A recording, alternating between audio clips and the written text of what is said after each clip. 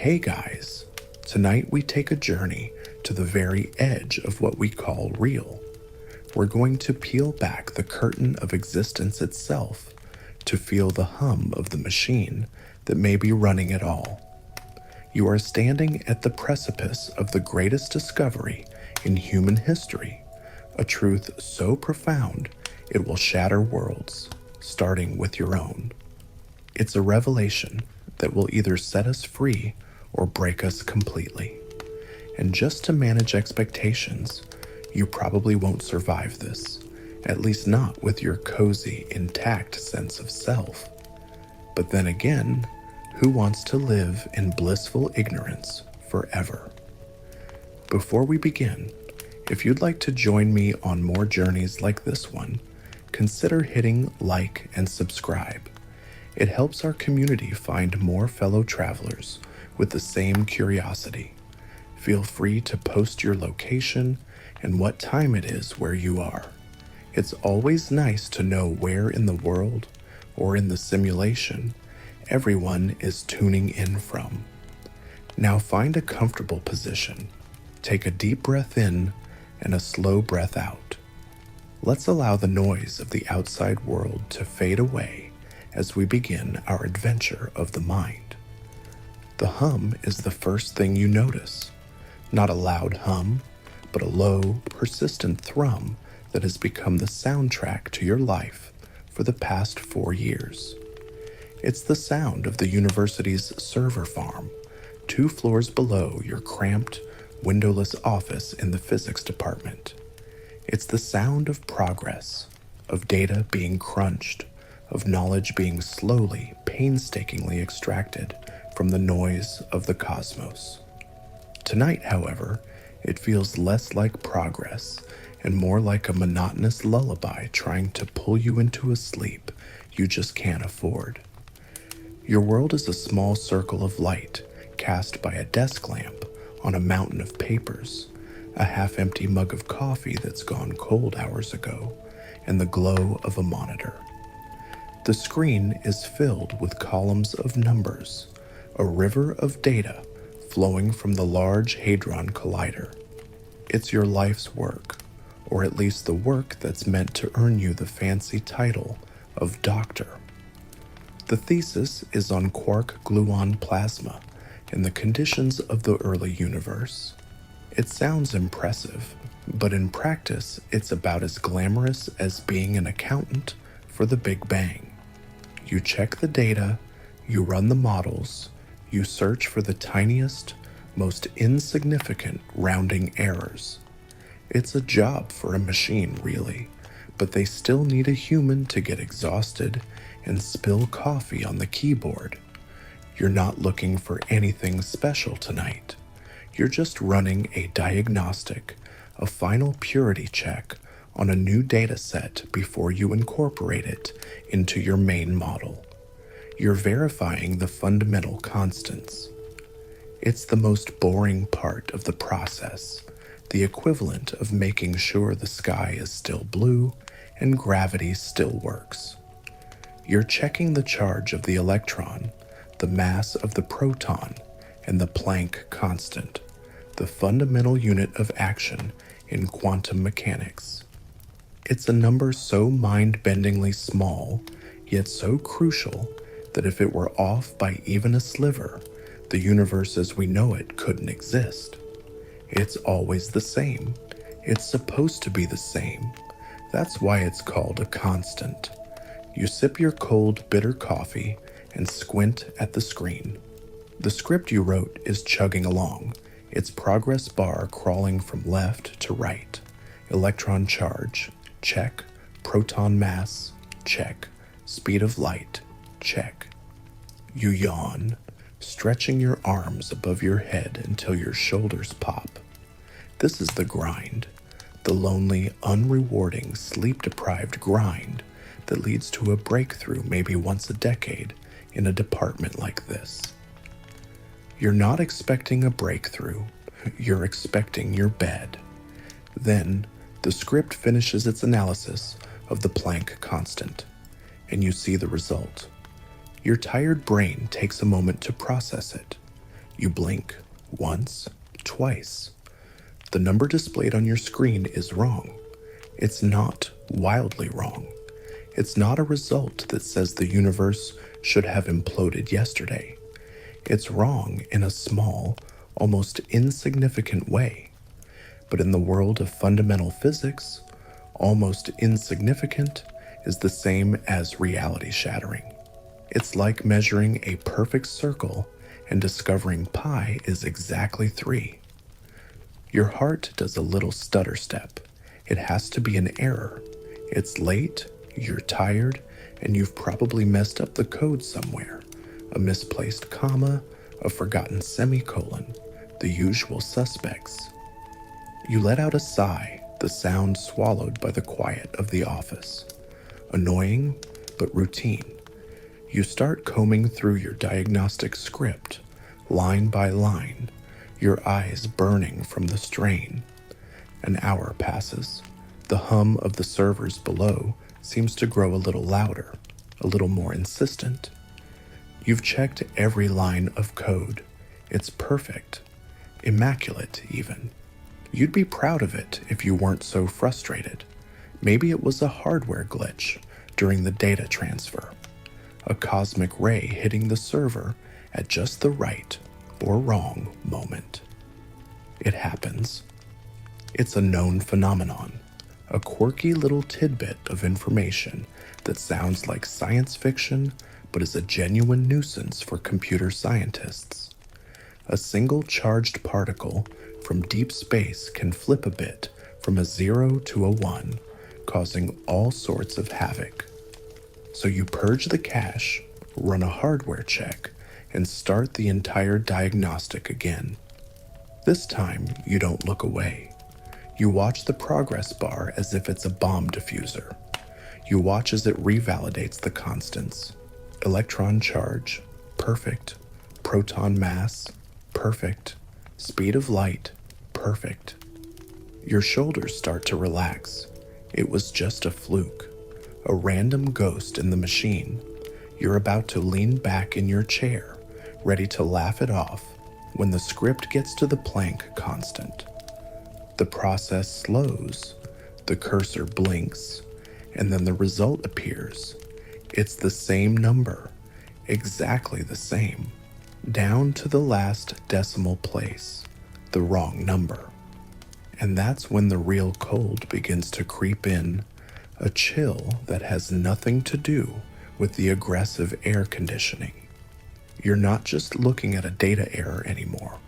You're looking at a pattern, a repetition. The two results aren't just close, they are identical. The odds of a random hardware glitch producing the exact same, impossibly specific error twice in a row are astronomical. It's like getting struck by lightning in the same spot while holding a winning lottery ticket on your birthday, which is also a leap day. Your hands feel unsteady as you navigate to the public data archive.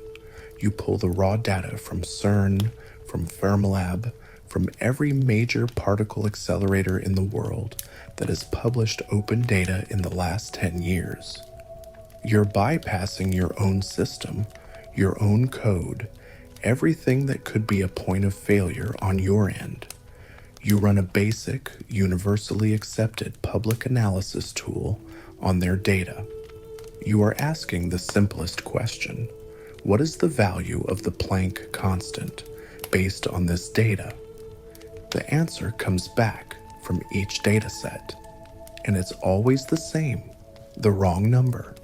It's been there all along, hidden in plain sight, dismissed by everyone else as statistical noise within the margin of error.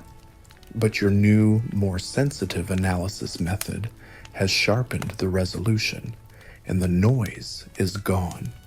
In its place is this impossible result. Scientists still argue whether the fundamental constants of the universe are truly unchanging. Some theories propose they might fluctuate over billions of years, or in the presence of exotic matter, but they are never ever supposed to resolve, to a clean, simple, terminating decimal. The true constants of nature are famously, beautifully, infinitely complex. The Planck constant, like pi, should be irrational. It should go on forever, a string of digits with no pattern, no end. The number on your screen, however, it just stops. It resolves perfectly at the 50th decimal place, not with a repeating pattern, but a dead end, zeros from that point on. It's a number that doesn't look like it belongs in nature. It looks designed. It looks like a variable in a line of code, defined with a finite precision because the programmer or the system couldn't handle infinity. You lean back in your chair, the worn leather creaking in the profound silence. The hum from the server room downstairs suddenly sounds different. It's no longer the sound of computation.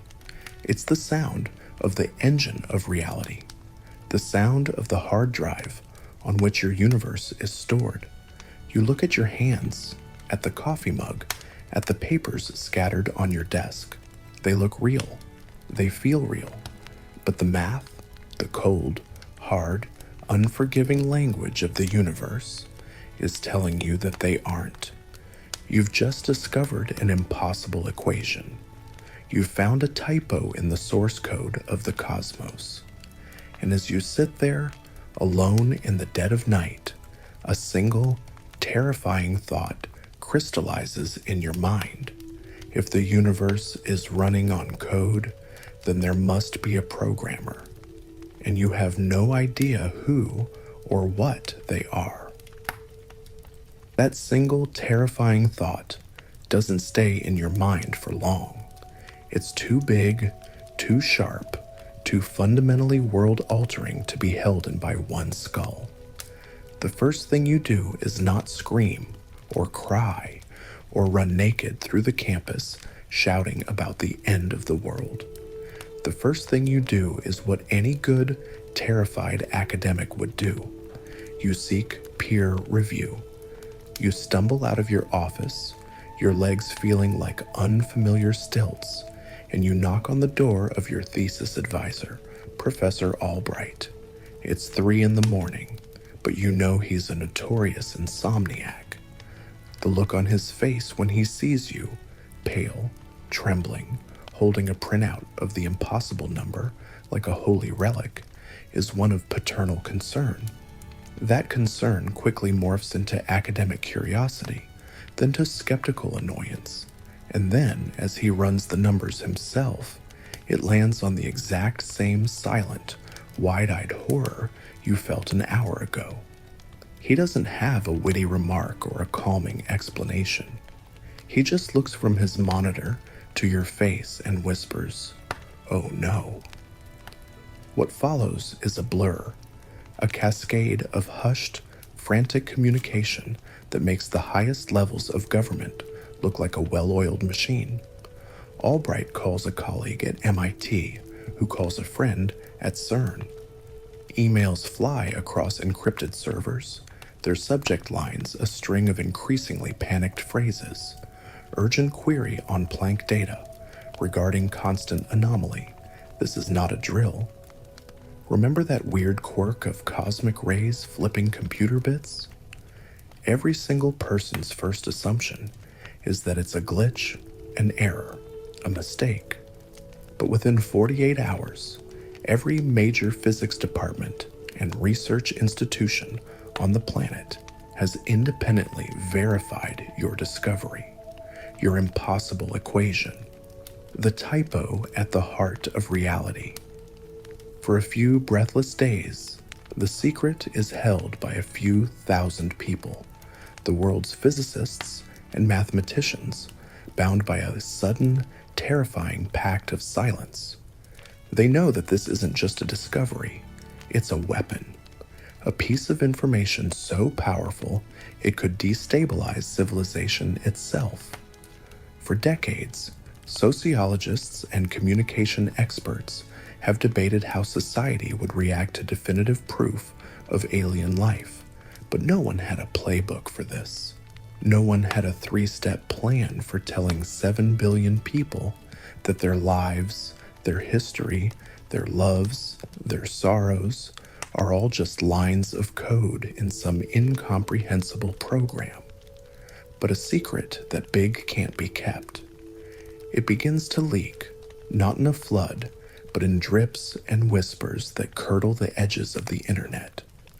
A cryptic blog post from a graduate student in Tokyo, a deleted forum comment from a technician at Fermilab.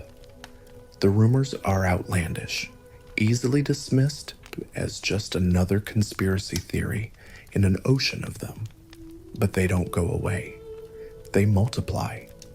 And so, the decision is made. They can't control the narrative if they don't get ahead of it. The announcement is scheduled. You're at home when it happens. It's a Tuesday afternoon. The initial shock of your discovery has faded into a strange, numb sense of detachment. You watch the world go on, blissfully unaware, and you feel like a ghost. Then the alerts start. Every phone, every television, every computer screen buzzes with an emergency broadcast.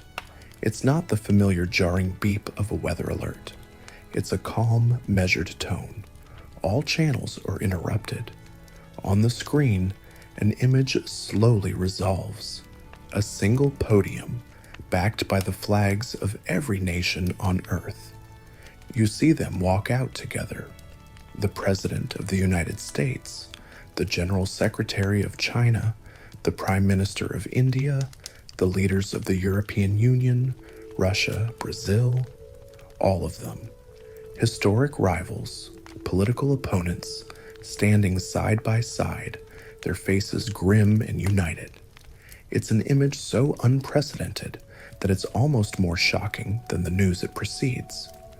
The biggest joke you can think of is that it took the literal end of reality to get this many politicians to agree on something.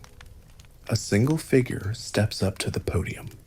It's the Secretary General of the United Nations, a woman known for her calm and diplomatic demeanor.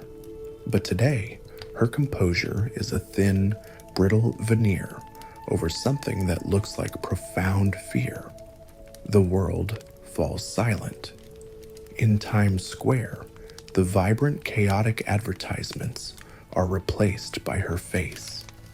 In pubs and cafes, conversations die out.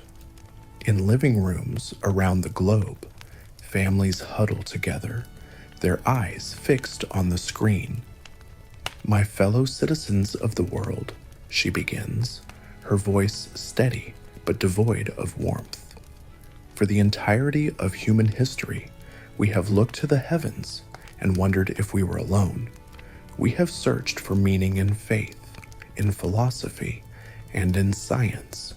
We have built telescopes to probe the farthest reaches of space and particle accelerators to understand the smallest components of our existence. She takes a breath. The silence is so absolute, you feel like you can hear the planet's heart stop beating. That search, she says, her voice cracking for just a moment, has yielded an answer.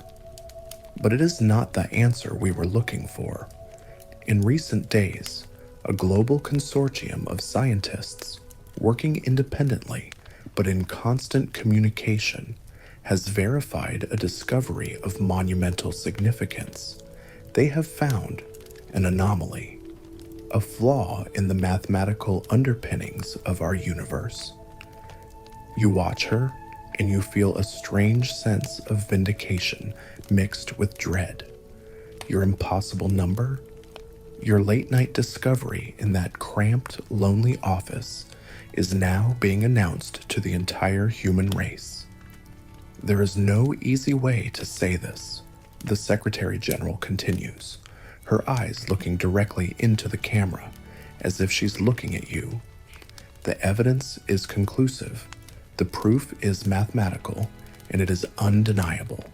Our universe, everything we have ever known, everything we have ever been, is an artificial construct, a fabrication of immense complexity, but a fabrication nonetheless.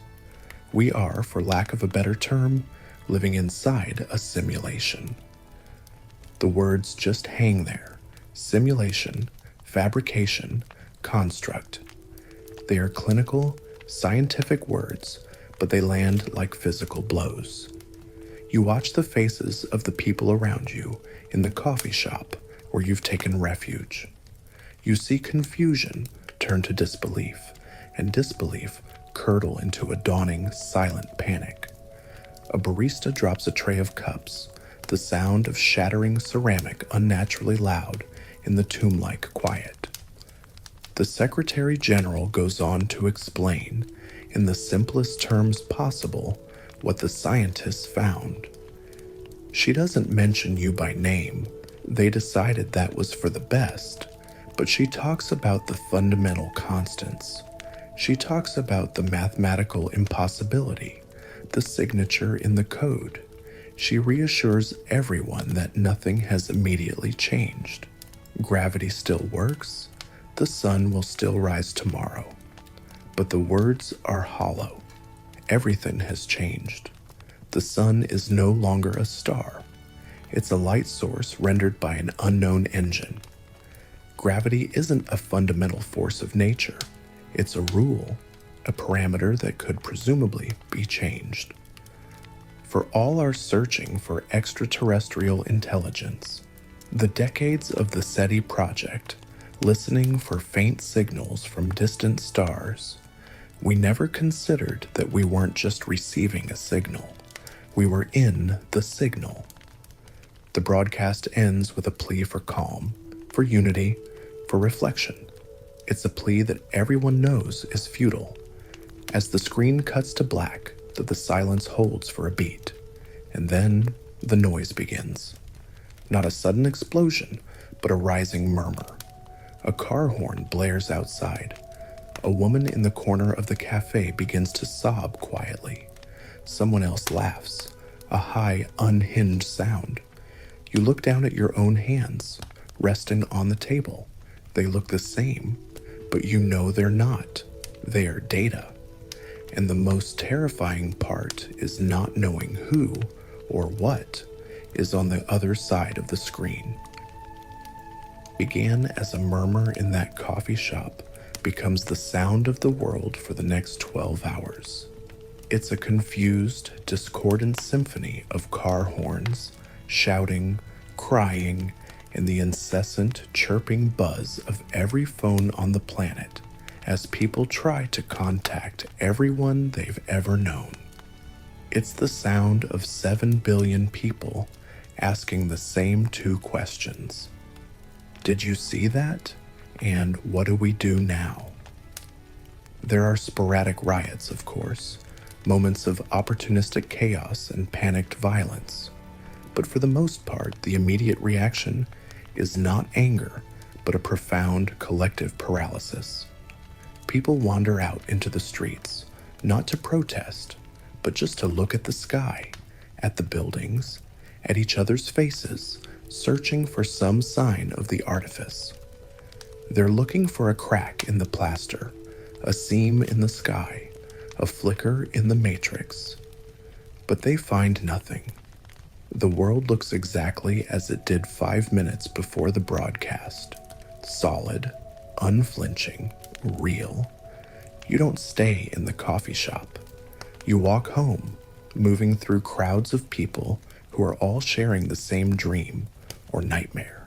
The journey is surreal. Everyone is looking at everything with new eyes. A street magician performing a simple card trick is suddenly surrounded by a crowd, his minor illusion now feeling like a profound commentary on the state of existence. You half expect him to lean in and whisper, "This is all a trick," before vanishing in a puff of logic. You get home, lock your door, and wait. You wait for the sky to dissolve into a grid of pixels.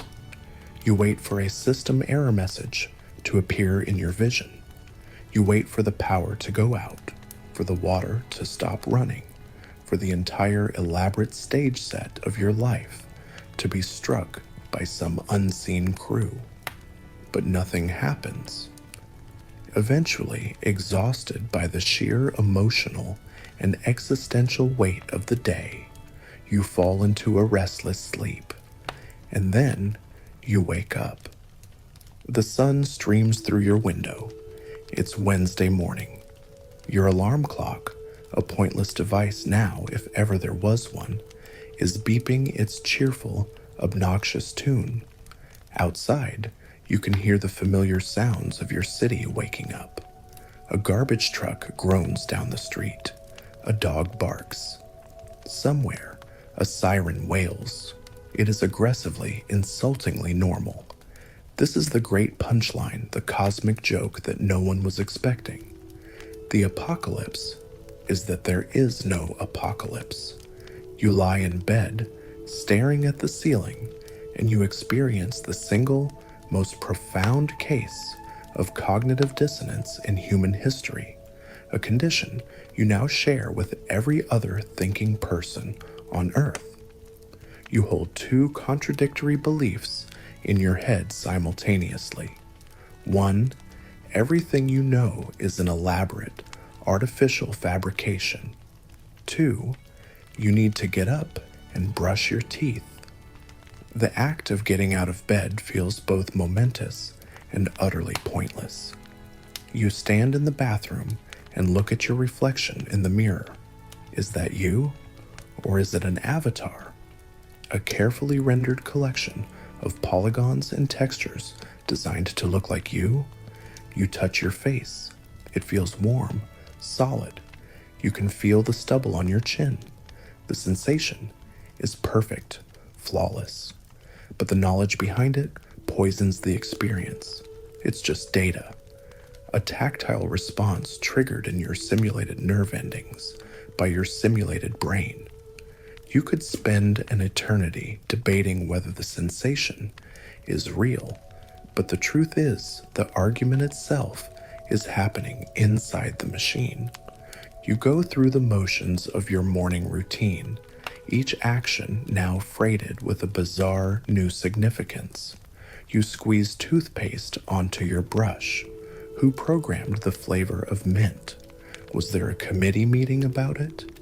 You turn on the shower, and the hot water feels incredible, just as it always has. But you can't help but picture a line of code somewhere. If character is showering set water temperature at 40 degrees Celsius. It's a ridiculous thought, but you can't shake it. The biggest surprise is when you turn on the news. After the initial chaos of the night before, a strange sense of order is reasserting itself. The riots have died down. The stock markets, after a terrifying initial plunge, have been frozen by global accord. But the talking heads on TV are discussing the practicalities. People are still going to work. Your boss called, leaving a message that is so breathtakingly mundane, it borders on the sublime. Hey, just checking in. I know things are weird, but the quarterly reports are still due Friday. So, see you at the office. You have to pay your rent, which seems particularly unfair. You'd think the revelation that your apartment building is just a complex digital asset would get you off the hook, but no. Apparently, the landlord subroutine is a real stickler for the rules. This return to normalcy is, in its own way, more disorienting than the announcement itself. It's like being told you have a terminal illness and then being handed a pile of paperwork to fill out. Psychologists begin to debate whether this shared global cognitive dissonance will lead to mass psychosis or a new, more resilient form of collective consciousness. For now, it just leads to very strange commutes. You see people on the bus, on the train, in their cars, all staring into the middle distance, lost in the same thoughts as you. They're here, but they're not. They're performing the actions of a normal day, but their minds are grappling with the abyss. Remember the Y2K bug? The world braced for digital chaos that never came. This feels like the philosophical version of that. The catastrophe happened, but all the planes stayed in the sky. You spend the day in a daze, a passenger in your own life. At lunch, you watch a flock of pigeons peck at a discarded piece of bread. You find yourself analyzing their movements. Are they individuals, or are they a particle swarm, a single animation script copied and pasted a dozen times to create the illusion of life? One of them looks you right in the eye, and for a second, you feel a chill. The day ends as it began. The sun, a giant simulated ball of plasma, sinks below the horizon in a perfectly rendered display of oranges and purples. The streetlights flicker on. People are returning home from jobs they now know are meaningless, to families whose love they now question, to eat food that provides no real nourishment, only the sensation of it. Nothing has changed, and yet nothing will ever be the same. The rules of the game are still in effect, but everyone now knows it's a game. And as you prepare to sleep again, the question that haunts you is no longer, what do we do now, but how do we keep playing? We keep playing lingers in the air for a few days, a silent, global hum of anxiety just beneath the surface of the forced normalcy. The quarterly reports do, in fact, get filed. The rent gets paid. The world continues its charade of purpose, but the human mind is not built for passive acceptance. It's a restless, prodding thing. If you put it in a room, it will test the walls. And now, you find yourself in the biggest room of all, and the question is no longer how to play, but whether you can change the rules of the game. It starts subtly. It starts with you, not just the collective you, but the specific, singular you sitting in your living room. You pick up a pen from your coffee table. You hold it out at shoulder height. You remember from school, from life, what is supposed to happen next. Gravity, an acceleration of 9.8 meters per second squared. It will hit the floor. It always has. But does it have to? You let go. The pen drops. It clatters onto the hardwood floor. You pick it up. You drop it again. Same result. You spend a full 10 minutes just dropping the pen, your eyes narrowed, scrutinizing its descent. You're not just watching it fall. You're analyzing the simulation. You're looking for a flicker, a lag, a tiny variation in the physics engine. Is the code perfect, or is it just efficient, cutting corners where no one is supposed to be looking? It's the ultimate expression of the observer effect from quantum physics, the theory that the act of observing something can change its outcome. Now you wonder if your focused attention is forcing the simulation to render this particular pen drop in high fidelity, whereas it might have used a sloppier, less resource-intensive calculation otherwise. This is how it begins, with millions of tiny, almost pointless acts of scientific rebellion. In kitchens all over the world, people are watching water boil, wondering if staring at the pot really does make it take longer because the system has to allocate more processing power to the observed event. In their backyards, people are throwing balls into the air, measuring their arc, searching for a flaw in the parabolic trajectory. Remember how your landlord's subroutine felt like a real stickler? you start to suspect the physics subroutine is even more so. You find yourself doing it without thinking. You stare at a crack in the pavement, trying to will it to widen or shrink. You listen to the sound of rain against your window, trying to discern a looping pattern in the seemingly random patter of drops. You try to overload the system. You turn on the TV, blast music, and open a book, focusing on all three inputs at once. Do you notice a drop in the resolution of your peripheral vision? Does the music's fidelity falter? It's a bit like trying to run a high-end video game on a 10-year-old computer. You're looking for the frame rate to drop, but it never does. The simulation, whatever it is, appears to have an obscene amount of RAM. Within a week, you discover you are not alone. Of course you're not. The internet, that great connector of human obsessions, has naturally become the hub for this new global pastime. Forums and video channels spring up with names like Glitch in the Wall, Reality Hackers, and the Boundary Probers. They are filled with videos of people dropping feathers and bricks to see if they fall at the same rate in a vacuum, or what passes for one. People post thousands of hours of footage of lava lamps, claiming to have found non-Newtonian behavior in the floating wax.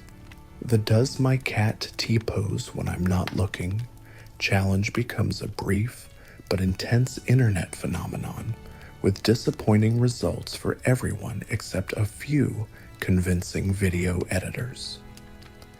It's mostly nonsense, born of wishful thinking and a desperate need to feel some sense of control.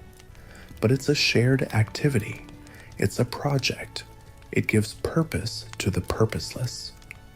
Computer scientists and physicists begin to debate whether our simulation is a perfect one with no exploitable flaws, or if, like any complex piece of software, it's inevitably riddled with bugs. The consensus leans toward the latter. No code is perfect. It's given you and everyone else a new kind of hope, the hope of the exploit. People start talking about reality in the language of video games, comparing the search for a loophole to finding the famous Minus World in an old Nintendo game, a bizarre hidden level accessed through a flaw in the game's code. You become a lurker on these forums, scrolling late into the night. You read about people trying to find the edge of the map. Someone in a small boat sails out into the Pacific for weeks, trying to find the point where the ocean stops rendering. They just get rescued by the Coast Guard, confused and dehydrated. Someone else tries to dig the world's deepest hole with a shovel, a comical effort that ends with a sore back and a renewed respect for the simulation's geology engine. The experiments become more esoteric. People try to break the simulation's logic. They create elaborate paradoxes. You read about a man who writes, "The statement on the other side of this card is true," on one side of an index card, and the statement on the other side of this card is false on the other. He then stares at it for hours, waiting for reality to crash and reboot. It doesn't. The universe, it seems, has excellent error handling. But you want to try something for yourself, something more than just dropping a pin. You need to test the system's priorities. Your apartment, this digital asset, is on the 17th floor. You have a small balcony. Late one night, when the city is quiet and the hum of the world seems to have settled, you take a ceramic mug, the one you used to drink your cold coffee from on the night of the discovery, and you place it on the railing of your balcony. Your heart is thumping. This feels different. It's a small risk, but a real one. If the mug falls, it could hit someone.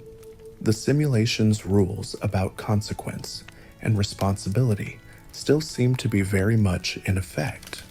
You look down, the street is empty. It's 3 in the morning. Your hypothesis is simple, if a little unhinged. The simulation must have to make choices about what to render and track. It tracks you, presumably. It tracks the cars, the people, the major objects.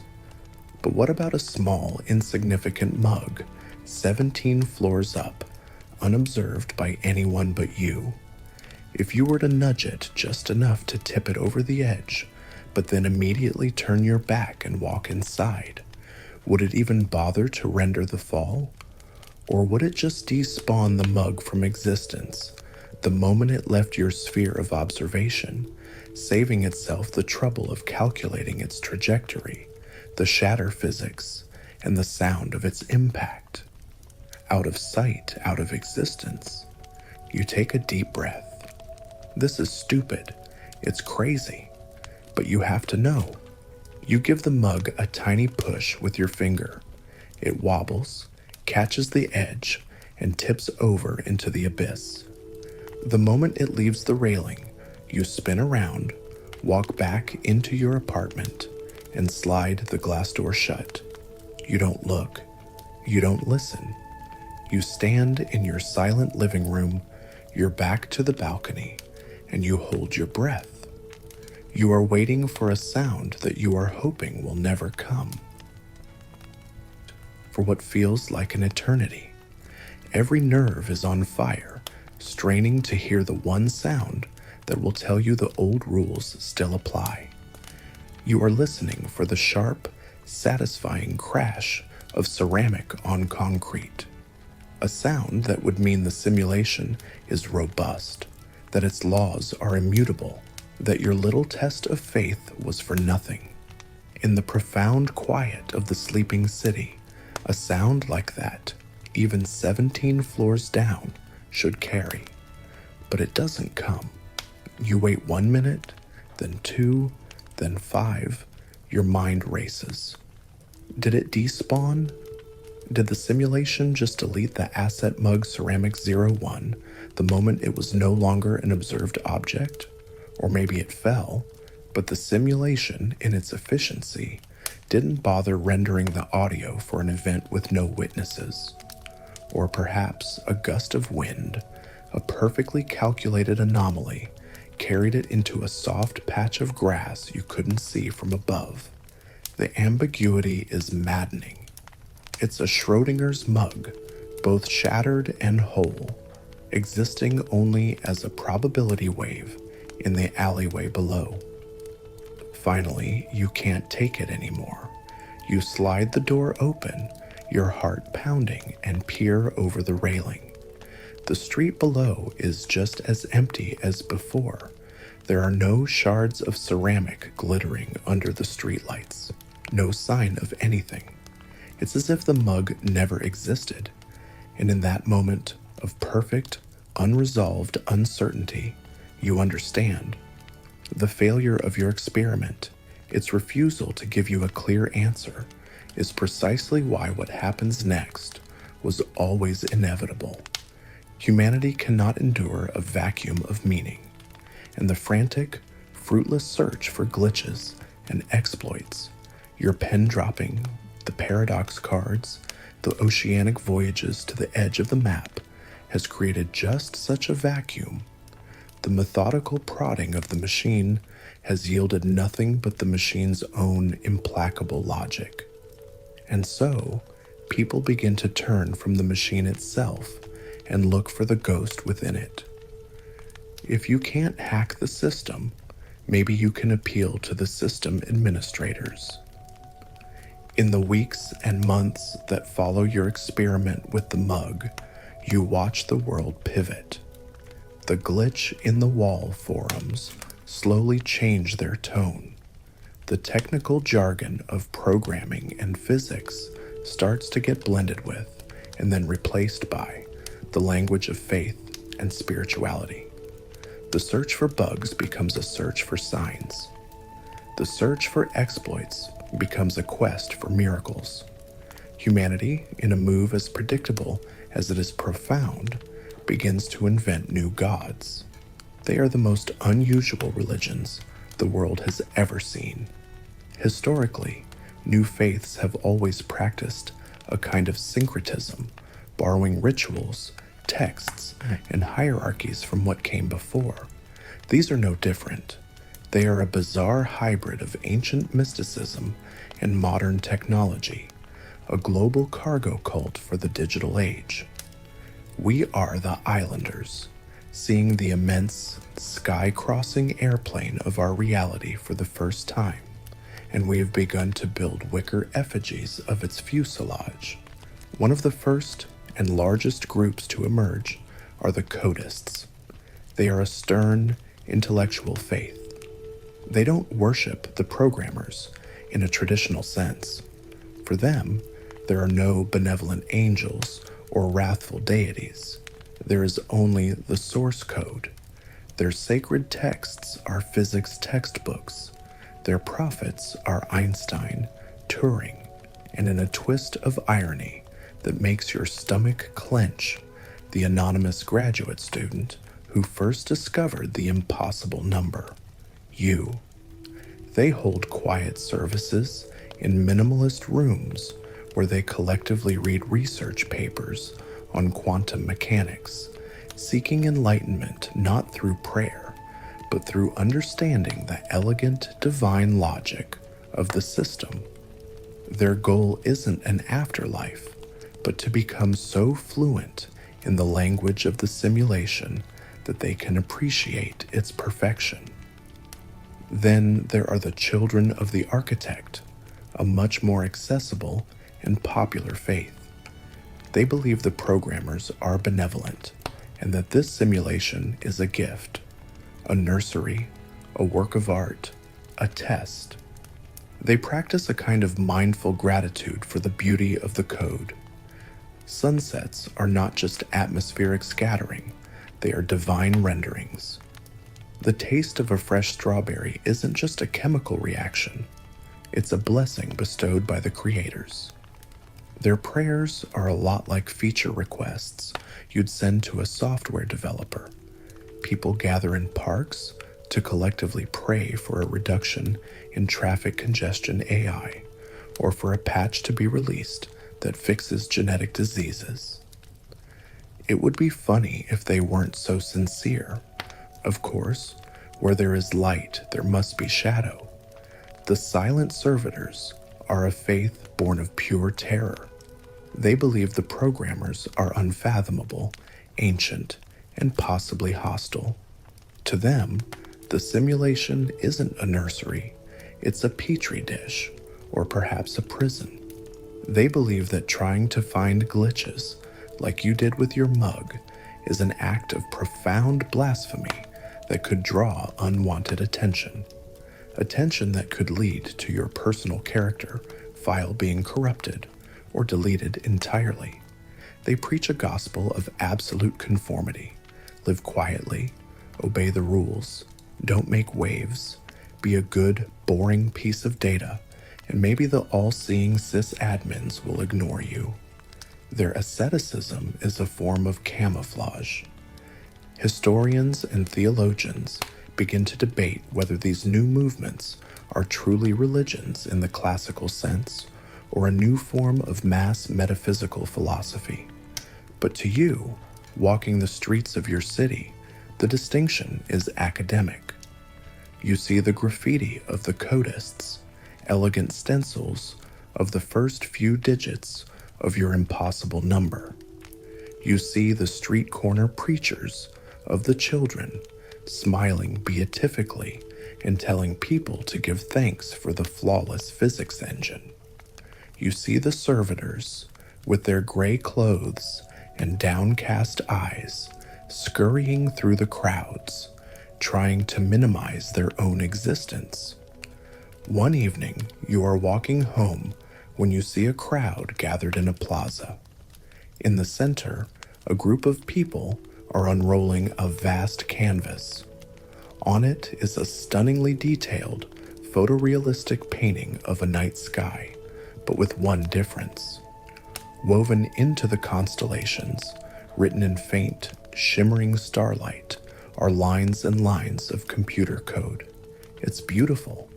People are looking at it with tears in their eyes, pointing out familiar programming languages, Python, C++, Java, as if they were identifying their favorite saints.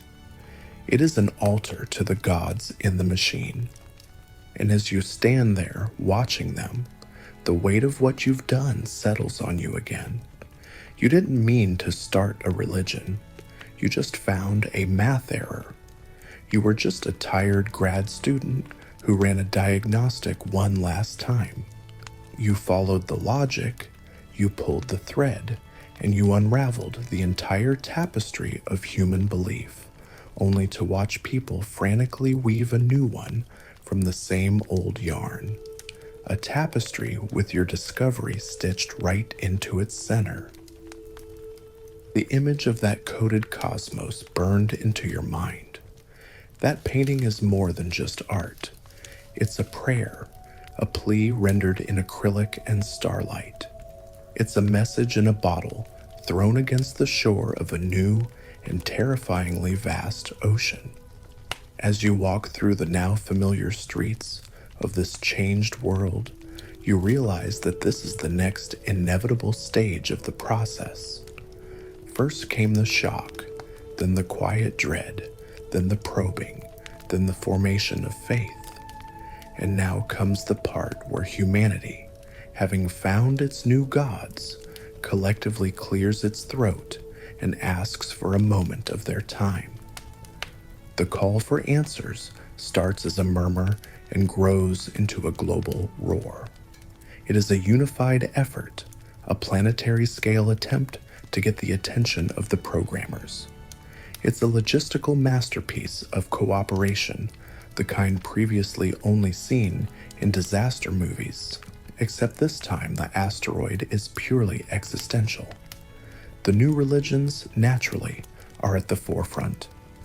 The children of the architect organize a global day of presence, a 24-hour period where billions of people are encouraged to stop, go outside, and focus their thoughts on a single, simple message of gratitude and inquiry. You watch it on the news, an unwilling spectator to the movement you inadvertently started.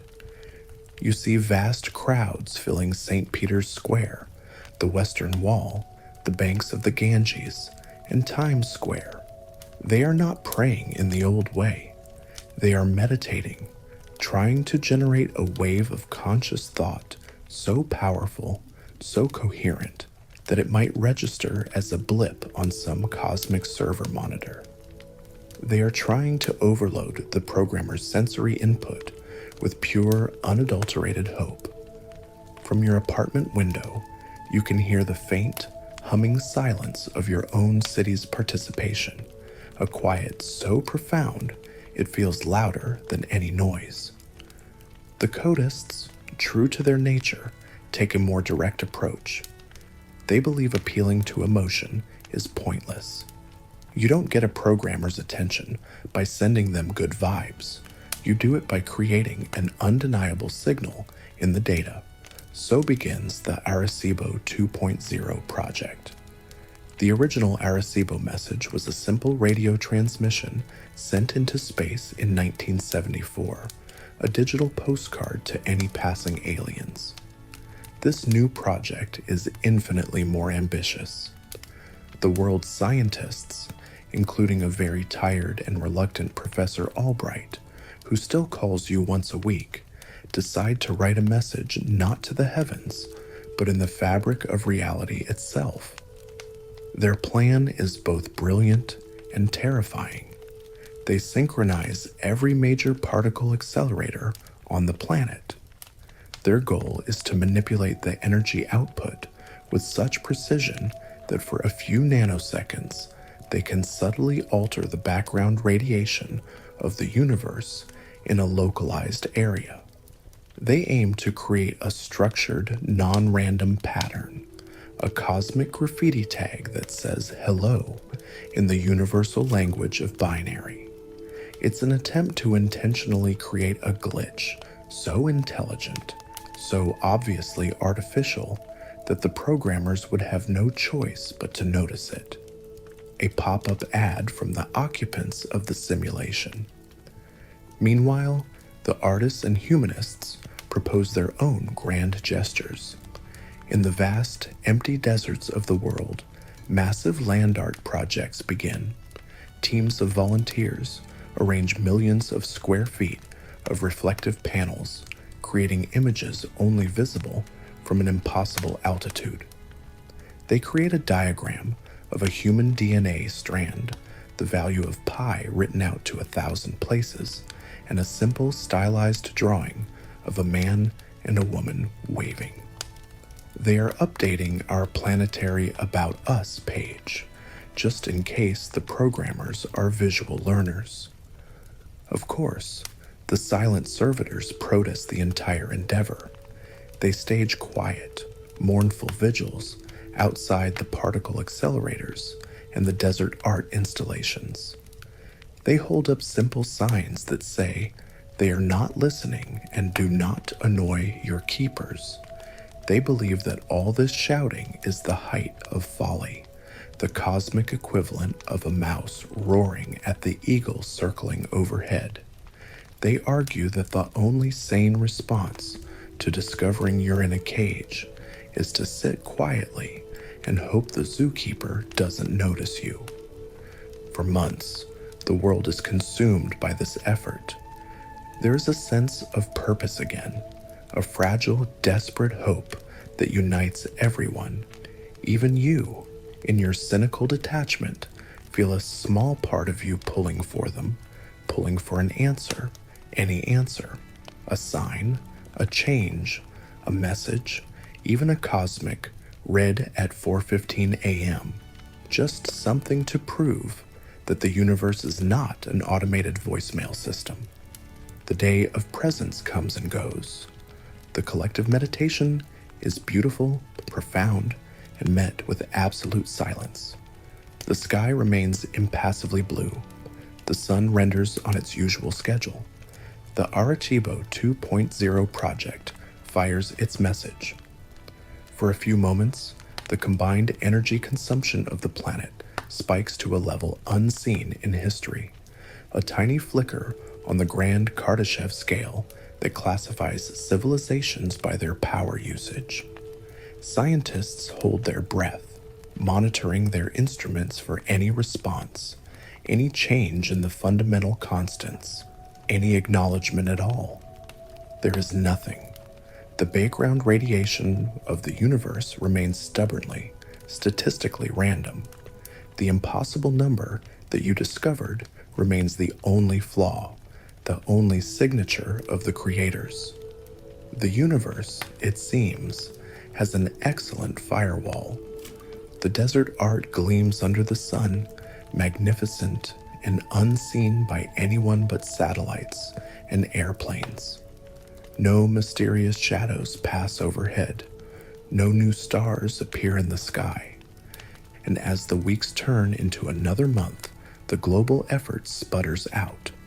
The hope that had fueled it drains away, leaving behind the bitter dregs of disappointment. The silence is the answer, and the answer is a resounding, deafening no comment.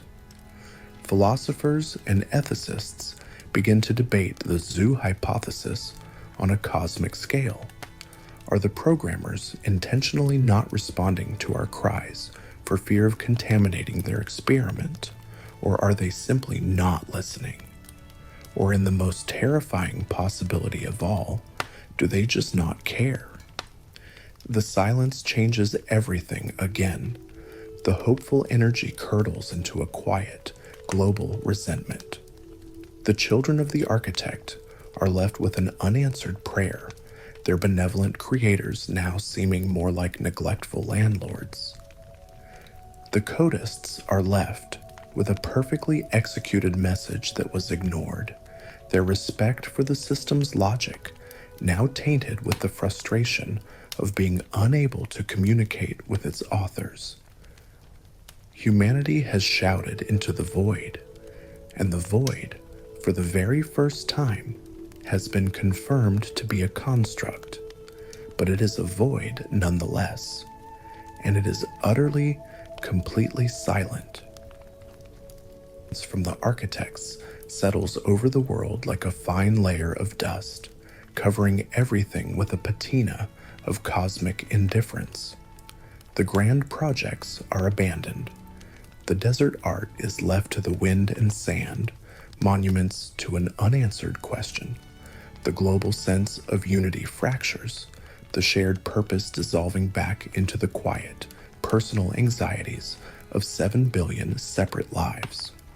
The silence is not peaceful. It's the tense, heavy silence of a room after a terrible argument, thick with resentment and unspoken things.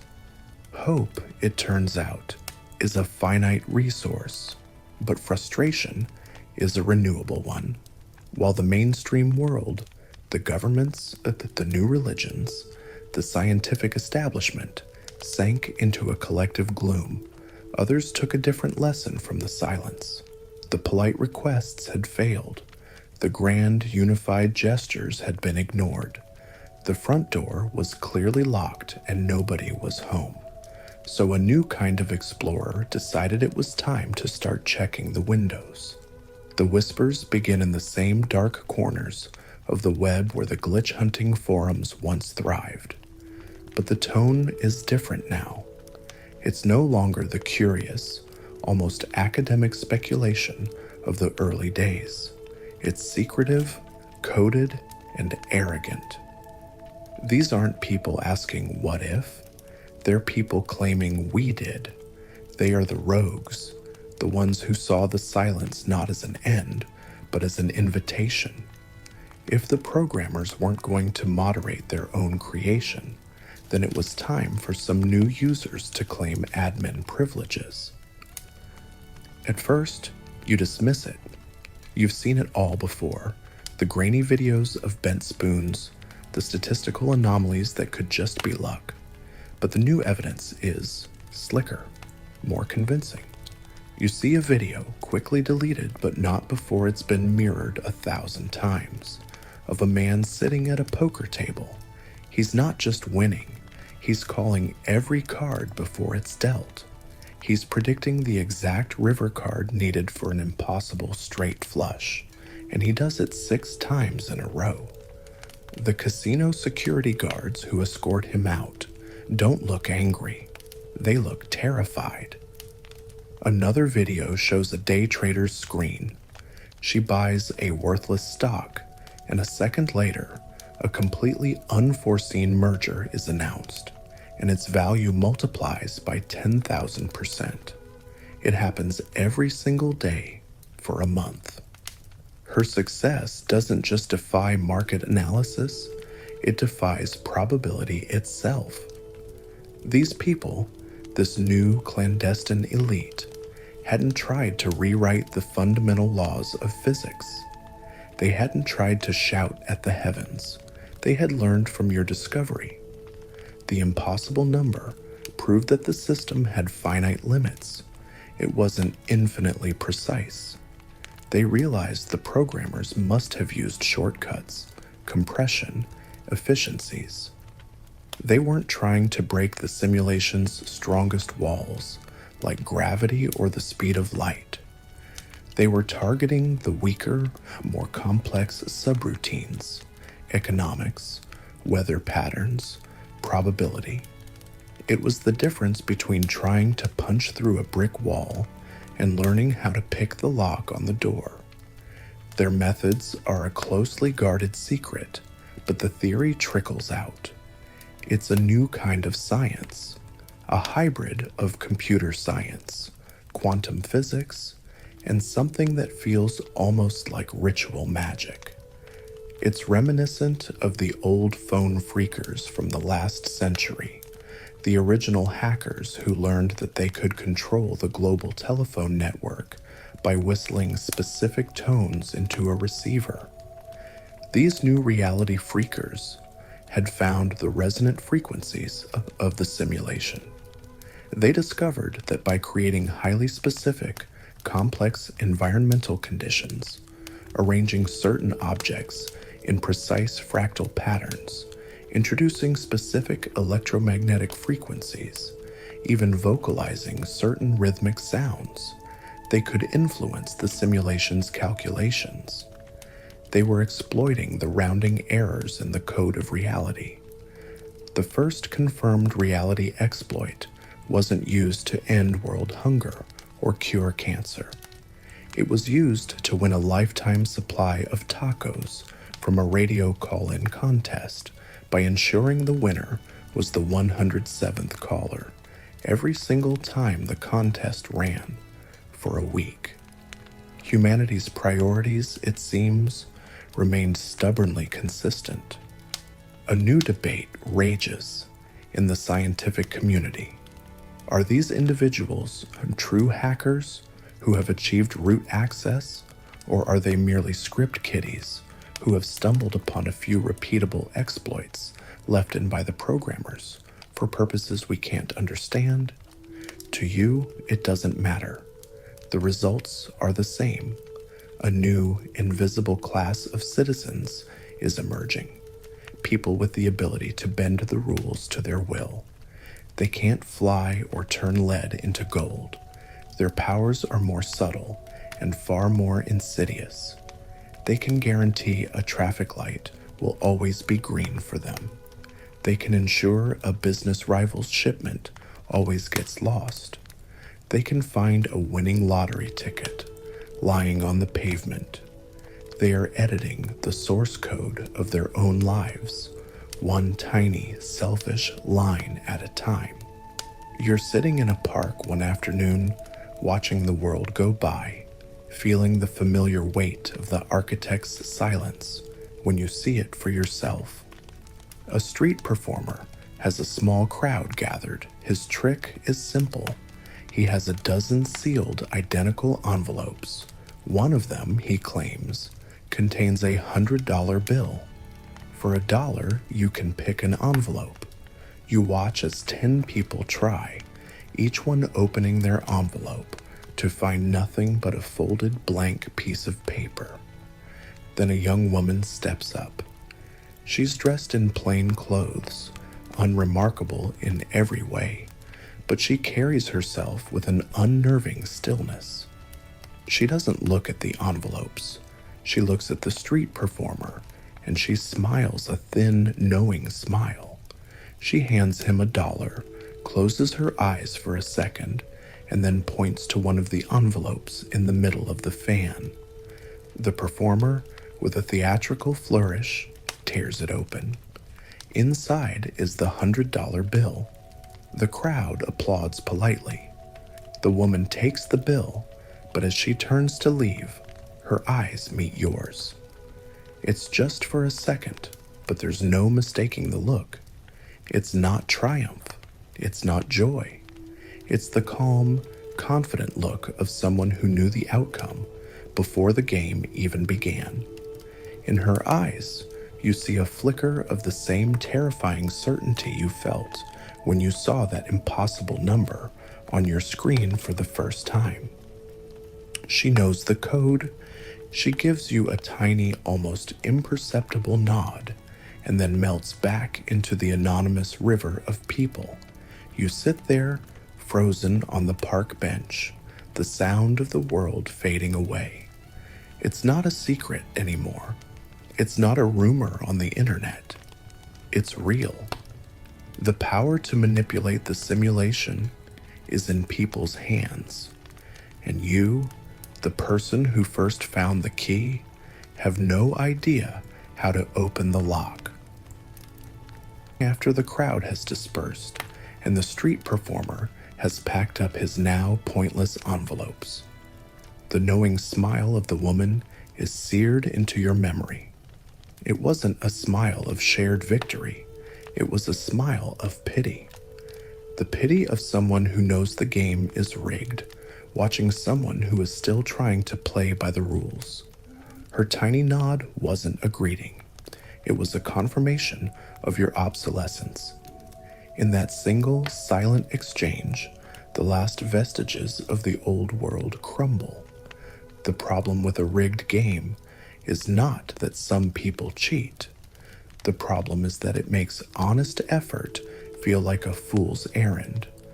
And as the reality of the glitchers sinks into the collective consciousness, a new kind of malaise begins to spread across the globe.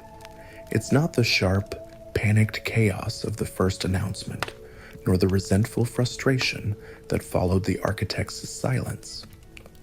This is something quieter, deeper, and far more corrosive.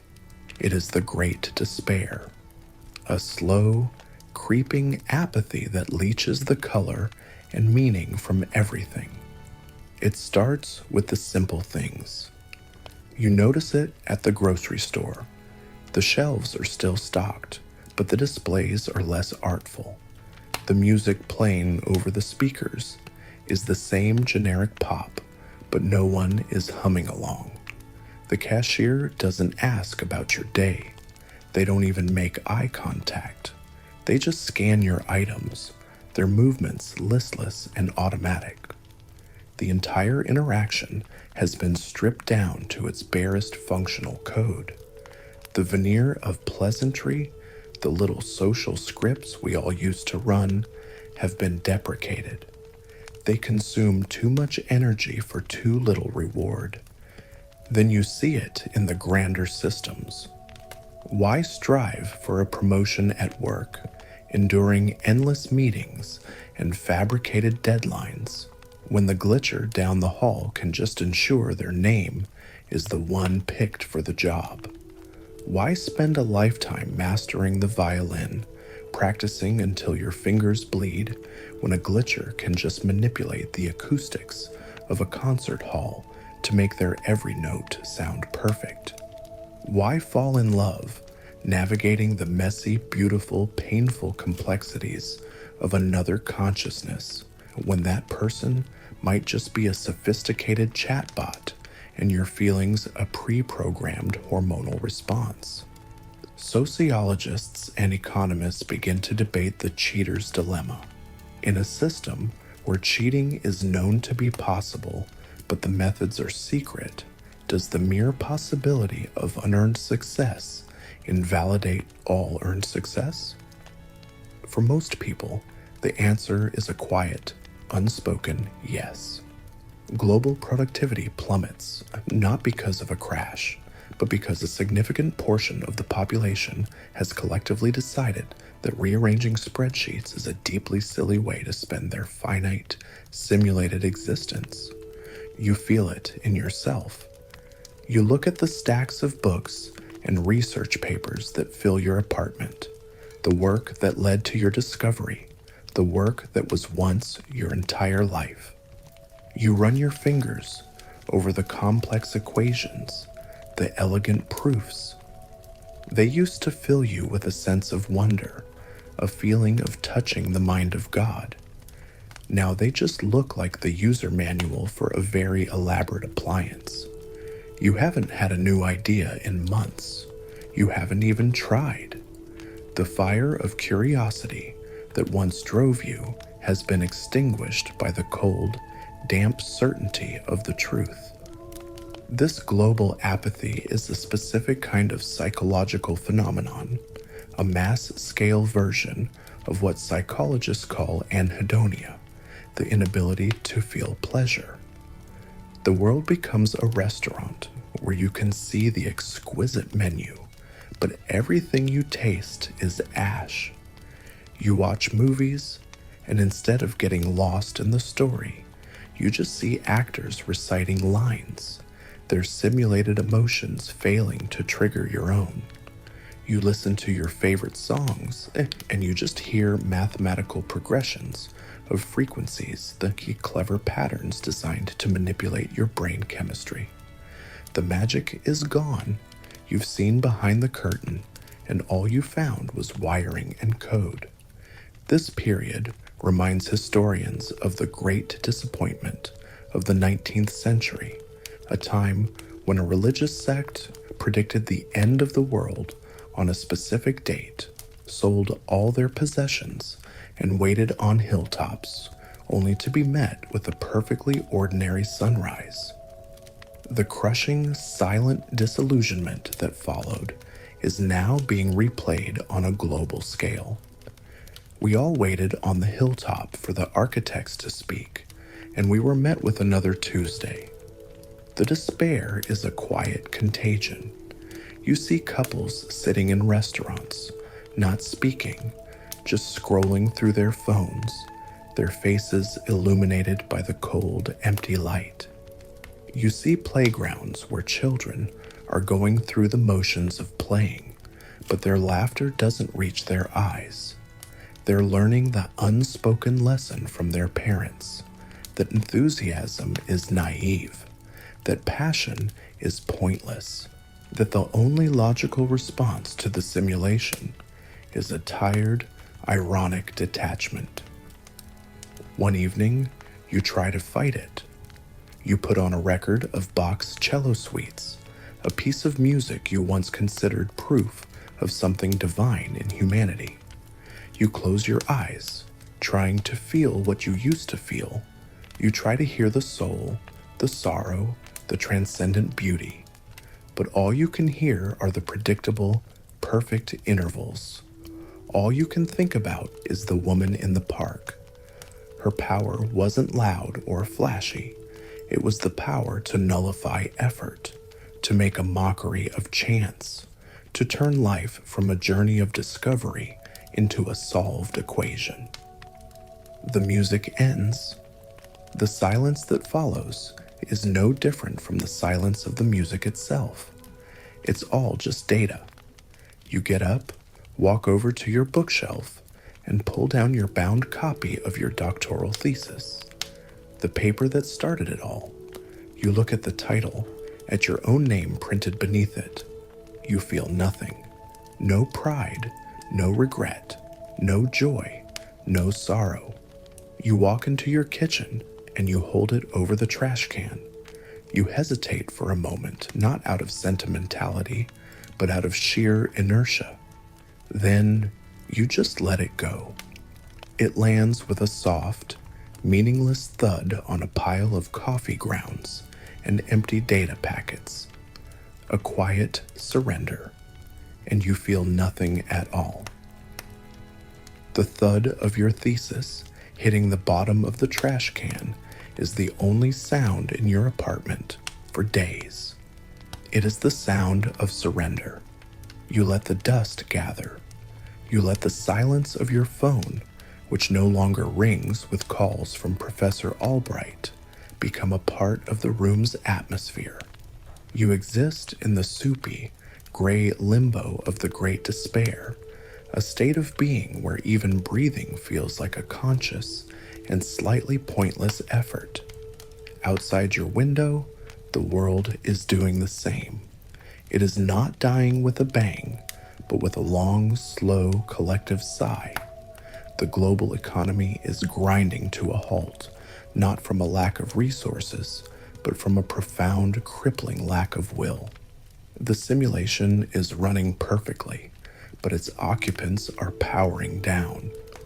Then comes a knock on your door. It's not a loud knock, but it's sharp and insistent, a sound so full of purpose that it feels alien in your muted world. You ignore it. It comes again, harder this time, with a weary sigh that seems to take all the oxygen in your lungs. You drag yourself to the door and open it. It's Professor Albright. He looks 10 years older than the last time you saw him. The skin around his eyes is dark with exhaustion, but the eyes themselves burn with a feverish, almost manic light you haven't seen before.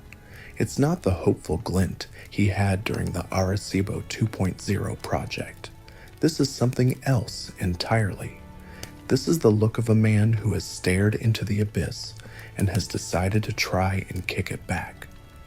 "I know," he says, his voice a low rasp.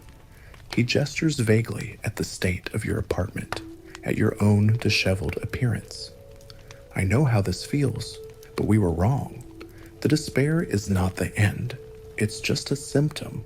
The disease is powerlessness, and we think we've found a cure. You start to close the door, ready to retreat back into your cocoon of apathy, but he puts his hand out to stop you. Don't. Just listen. The first time, with the broadcast, we were scientists asking a question. The second time, with the message, we were children shouting at a locked door. Both were naive. We assumed the architects were benevolent, or at least interested. The silence taught us they are neither. And the glitchers, he says, the word dripping with a mix of contempt and envy. They taught us the real lesson. The system is not a temple to be revered. It's a machine to be broken. He tells you what has been happening in the panicked, secret corridors of world governments, while the rest of the world has been sinking into its stupor. The Great Despair is an extinction-level event. Apathy is more dangerous than any asteroid. Faced with the slow-motion collapse of civilization, they've decided to make one last desperate gamble. A new global project, this one top secret, massively funded, and with a goal that makes the Arecibo message look like a child's drawing.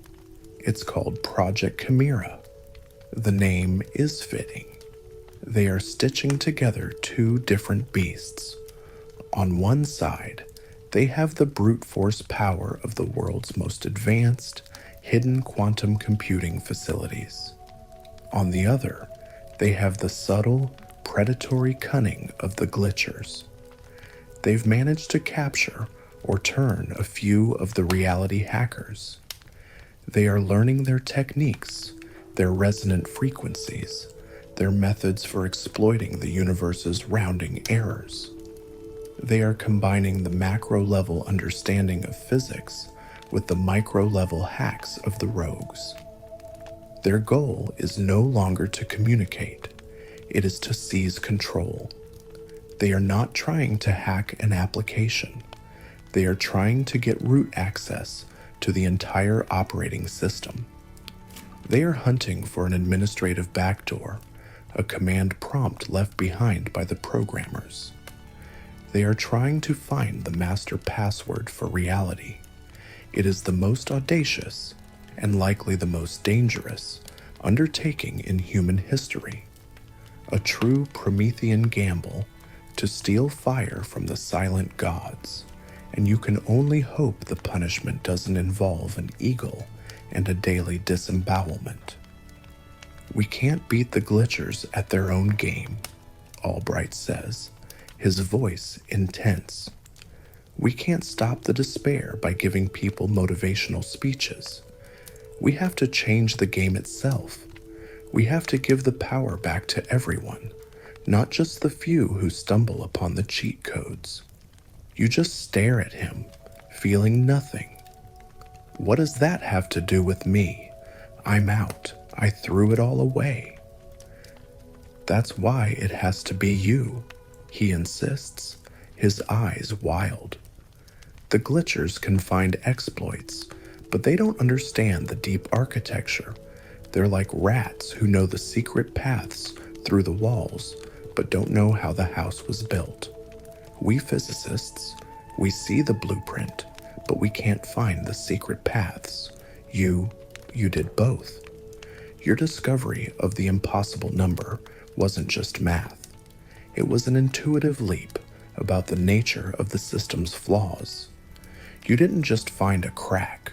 You understood why the crack was there. We need that intuition. We need you to look at everything we have. The physics, the glitchers' techniques, the quantum data, and find the deeper pattern. Find the master key. A fierce ethical debate, hidden from the public, rages within the project itself.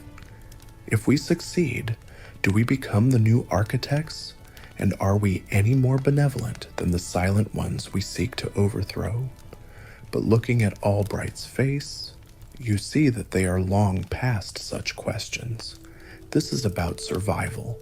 You want to say no.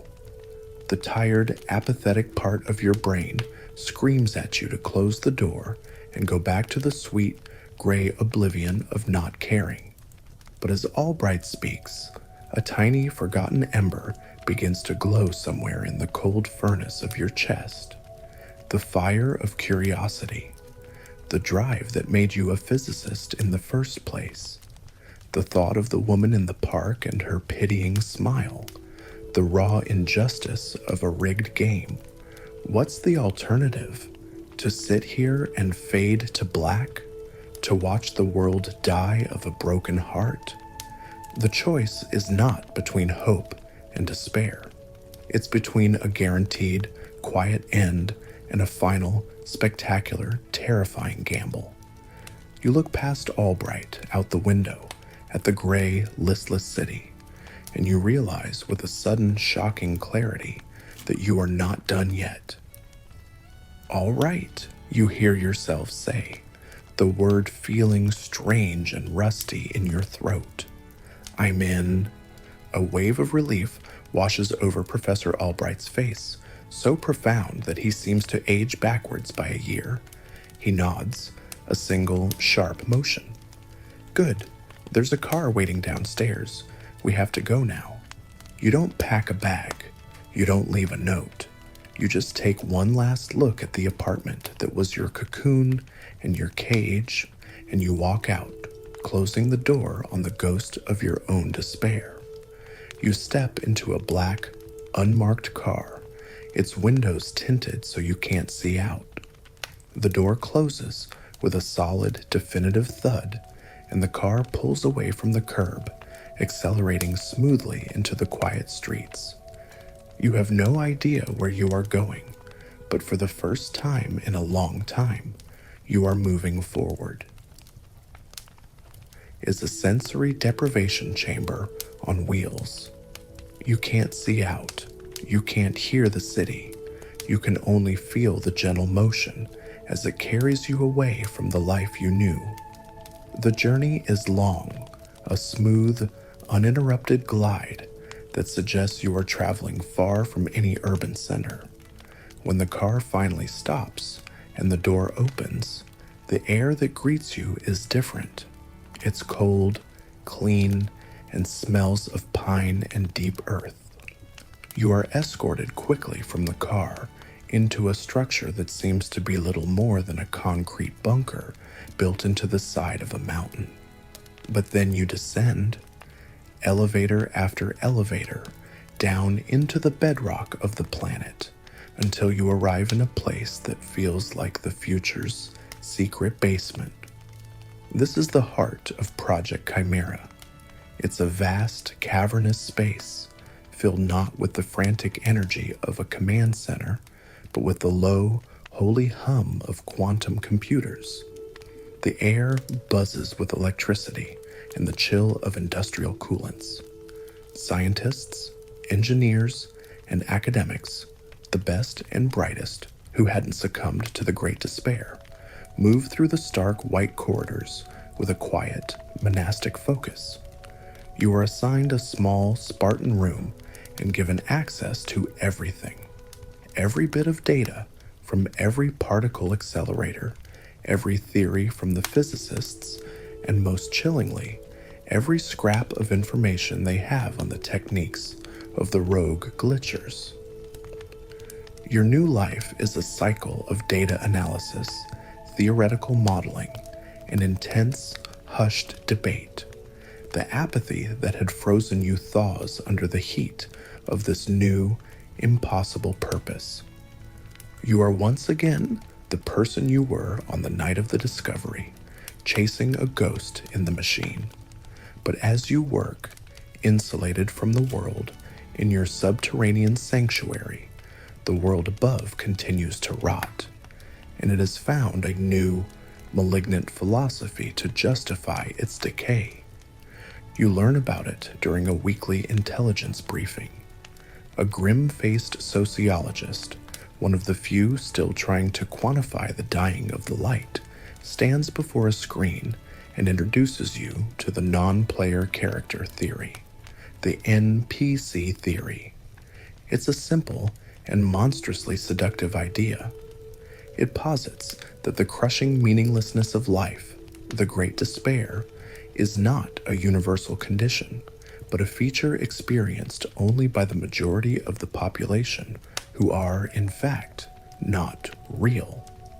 They are background characters, sophisticated artificial intelligences running on a script designed to populate the world and create a convincing backdrop for the real players, the few truly conscious beings for whom the simulation was actually built. It's the ultimate coping mechanism for a broken ego. My life feels pointless because my life is pointless. I am just set dressing in someone else's story. The theory spreads like a virus through the listless, paranoid society you left behind. It's the logical endpoint of the Solipsism that began to creep in after the announcement. Remember the unresponsive cashier, the people moving like automatons? It's no longer seen as a symptom of despair. It's now seen as proof of their non-existence. They're just running their cashier.exe subroutine. This gives birth to a dark, cruel pastime, NPC testing. People begin to perform erratic, antisocial acts just to see if they can break the programming of those around them. They'll cut in line, shout nonsense, knock things from people's hands, all to see if they can provoke a response that seems genuinely emotional and not just a pre-scripted annoyance animation. In most cases, the victims deep in their own apathy barely react, which is taken as further confirmation. The entire concept of the Turing test, once a lofty thought experiment for artificial intelligence, is now being brutally and informally applied by ordinary people to their neighbors, their co-workers, their families. You watch a video clip, part of the briefing. A man in a coffee shop calmly walks up to another man's table and sweeps his laptop onto the floor. The victim just looks at the shattered screen, then back at the aggressor, and says in a perfectly flat voice, "You shouldn't have done that." The aggressor scoffs and walks away, telling his camera, "See? No real emotion. Total NPC." A new, dangerous social hierarchy is born. There are the NPCs, the vast gray majority, and then there are the players. People start looking for signs of who might be a player. The glitchers, with their impossible luck, are widely assumed to be players who have figured out the controls. The rich, the powerful, the unusually charismatic, are they players or just NPCs with better character stats? The leading online forum for people who believe they are the sole player in the simulation has over 7 million members, a joke so bleak you almost forget to find it funny. The philosophical zombie, once a quirky thought experiment for university students, is now a mainstream social theory. Psychologists and philosophers debate whether the NPC theory is a genuine new belief system or simply a post hoc rationalization for the sociopathic behavior that was already latent in society. The distinction hardly matters to the person whose laptop just got smashed. One night, unable to sleep, you're in the project's central monitoring room. On one of the massive screens is a live, high-altitude feed of a random city street somewhere in the world. It's a god's eye view. You watch the tiny figures moving below, the cars stopping and starting, the crowds flowing along the sidewalks. It's easy to see them as a swarm, a particle simulation, a collection of NPCs running on their loops. Your work here in this bunker is to save them. But the theory has planted a seed of poison in your own mind. What exactly are you trying to save? A world of conscious beings, or a hard drive full of very convincing puppets? You zoom in on a small interaction. A person drops a bag of groceries, and the contents spill across the pavement. For a moment, they just stand there, the picture of apathy, an NPC frozen by a script error. But then a second person, a complete stranger, kneels down and begins, without a word, to help them pick everything up. It is a small, quiet, and utterly unpredictable act of kindness. It does not seem scripted. It seems real. You stare at the screen, at these two anonymous figures, and you are haunted by the new, central question of this broken world. How do you tell the difference? And if a machine can be programmed to be kind, does that make the kindness any less valuable? You have no answer. And you realize, with a fresh wave of dread, that the challenge of hacking reality is nothing compared to the challenge of remembering how to believe in it. The unscripted act of kindness on the monitor should be comforting. It should be a data point in favor of humanity, a flicker of hope in the spreading darkness of the NPC theory. But as you walk back to your sterile subterranean room, the image haunts you for an entirely different reason. The kindness looked real. The surprise on the person's face as they received help looked real. And your own emotional response, that small, warm flicker of hope in your chest, also felt real. But you, more than anyone, know that the simulation is terrifyingly good at faking it. It faked the value of a universal constant for all of history. It fakes the taste of coffee, the warmth of the sun, the entire complex, chaotic dance of life. Why wouldn't it be able to fake a moment of kindness? And if it can fake that, if it can write a script for a stranger's compassion, what about the scripts it has written for you? You lie on your narrow bed, the low hum of the quantum computers, a constant, oppressive lullaby. Your work on Project Chimera is a frantic search for logic, for patterns, for a flaw in the grand architecture. But now, in the lonely quiet of the deep earth, you turn that powerful, analytical lens away from the cosmos and onto yourself. You begin to probe the architecture of your own mind. You begin to question the authenticity of your own memories. It starts with the small things. You think back to your childhood. You summon a memory of being 5 years old, standing in your grandmother's kitchen. You can smell the cinnamon and baking bread. You can feel the cool, smooth surface of the wooden floorboards under your bare feet. You can hear her humming a tune that has no name. It is a perfect, pristine memory, a cornerstone of your identity. But now, you see it with new eyes. You see it as a data packet. Memory childhood search grandmother just 01.dat, complete with high-fidelity sensory attachments. Was it a genuine experience, or was it part of a standard childhood experience starter pack, an implant designed to give your character a baseline of warmth and nostalgia to make you a more stable and predictable asset? The thought is absurd, but it takes root. The science of the pre-discovery world already knew about false memory syndrome, how easily the human mind can be convinced it experienced something that never happened.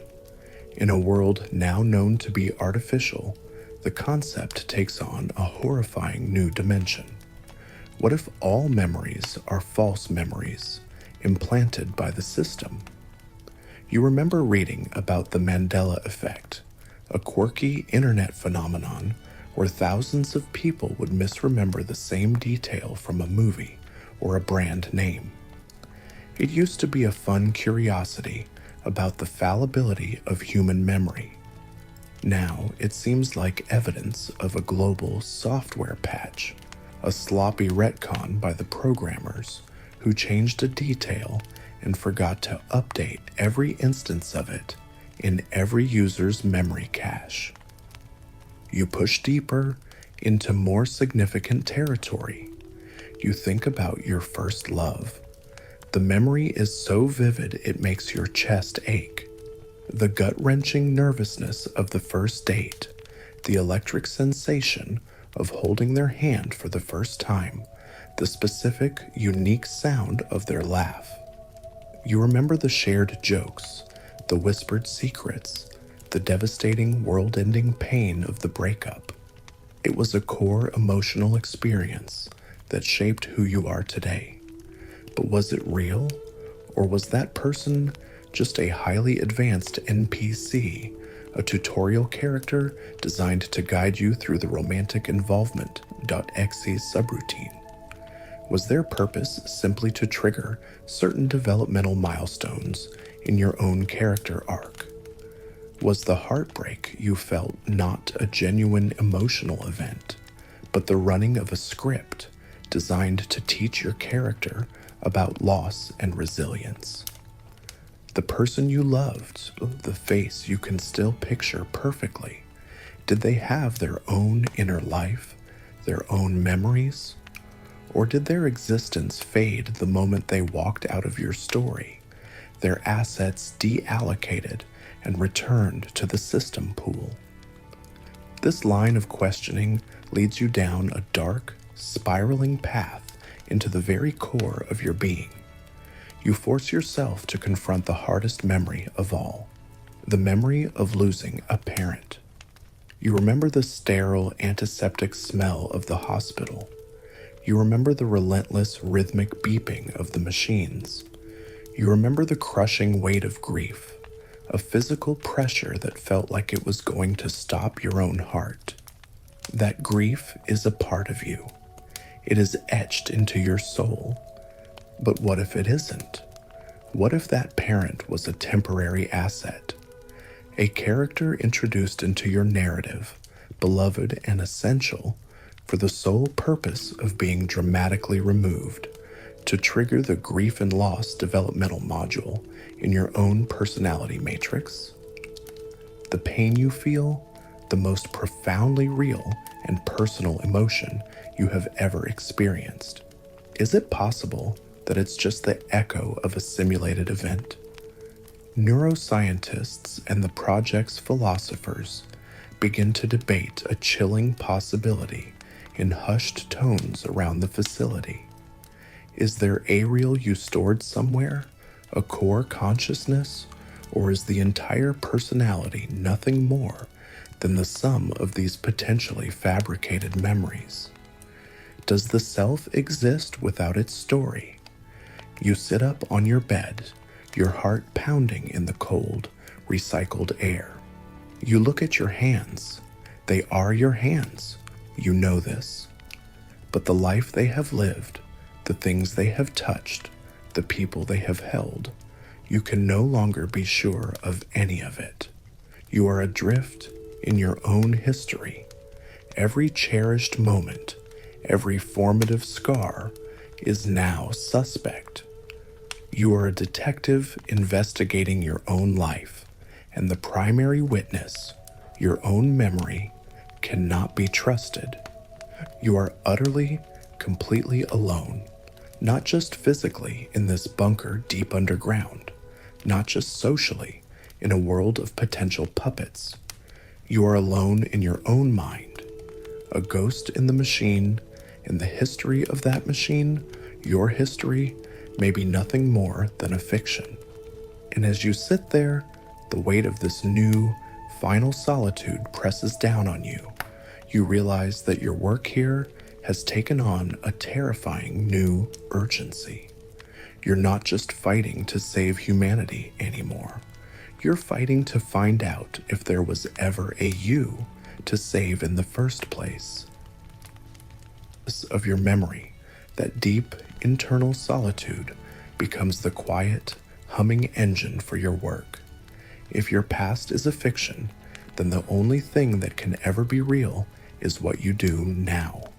The present moment, this desperate, focused effort to pry open the black box of reality, is your only anchor in a sea of doubt. You pour everything you are, or everything you think you are, into the data streams of Project Chimera. You work not to save the world you remember, which may have never existed, but to forge a future that can be trusted. It's a good thing you have the work to focus on, because the intelligence briefings from the world above paint a picture of total systemic collapse. The great despair was the slow, creeping illness. What's happening now is the organ failure. The quiet apathy has finally curdled into a full-scale economic and social freefall.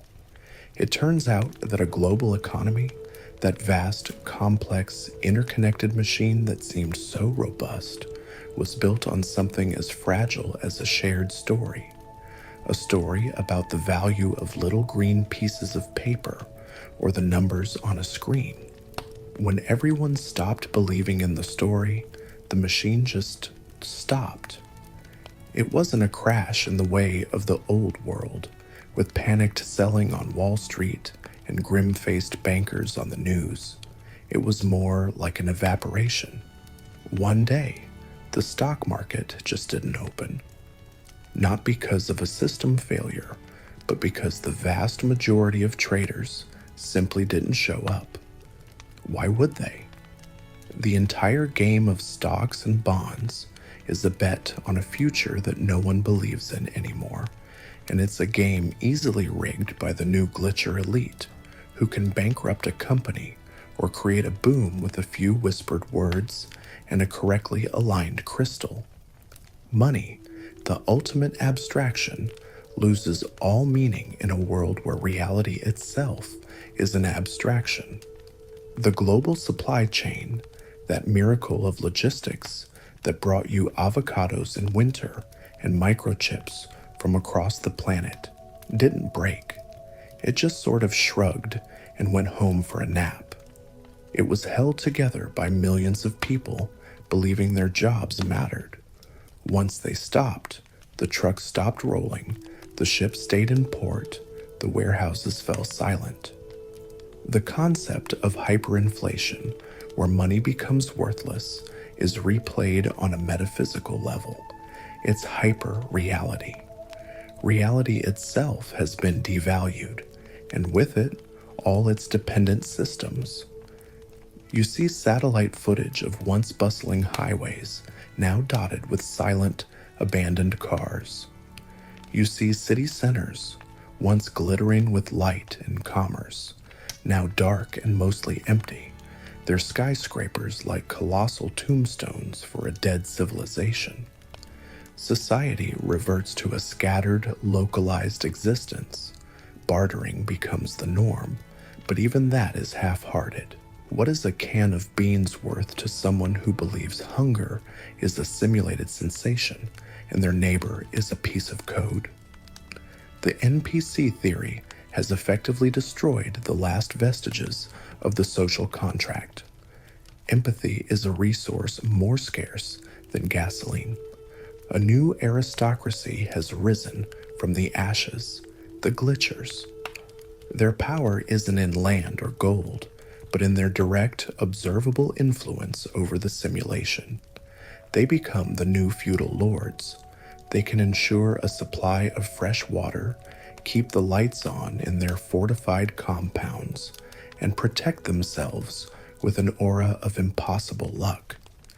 You see reports of communities springing up around them where people pledge their loyalty and labor in exchange for a little piece of the glitcher's stability.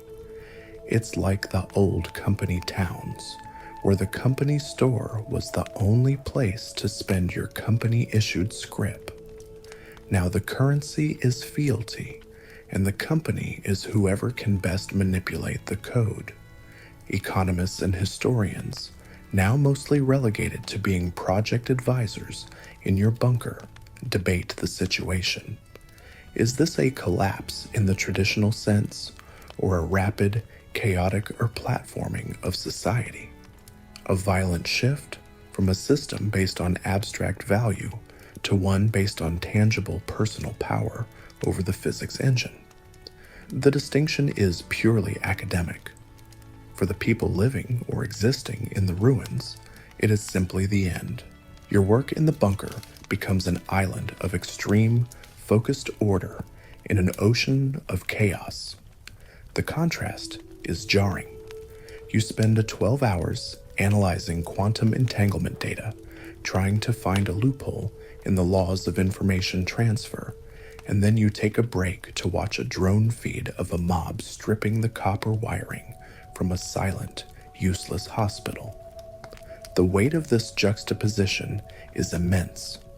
The screams you can't hear from the surface are the fuel for your silent, frantic work below. And then, in the midst of the deepest despair for the world, you find something. It's not a master password. It's not a glowing red admin access button. It's something much smaller.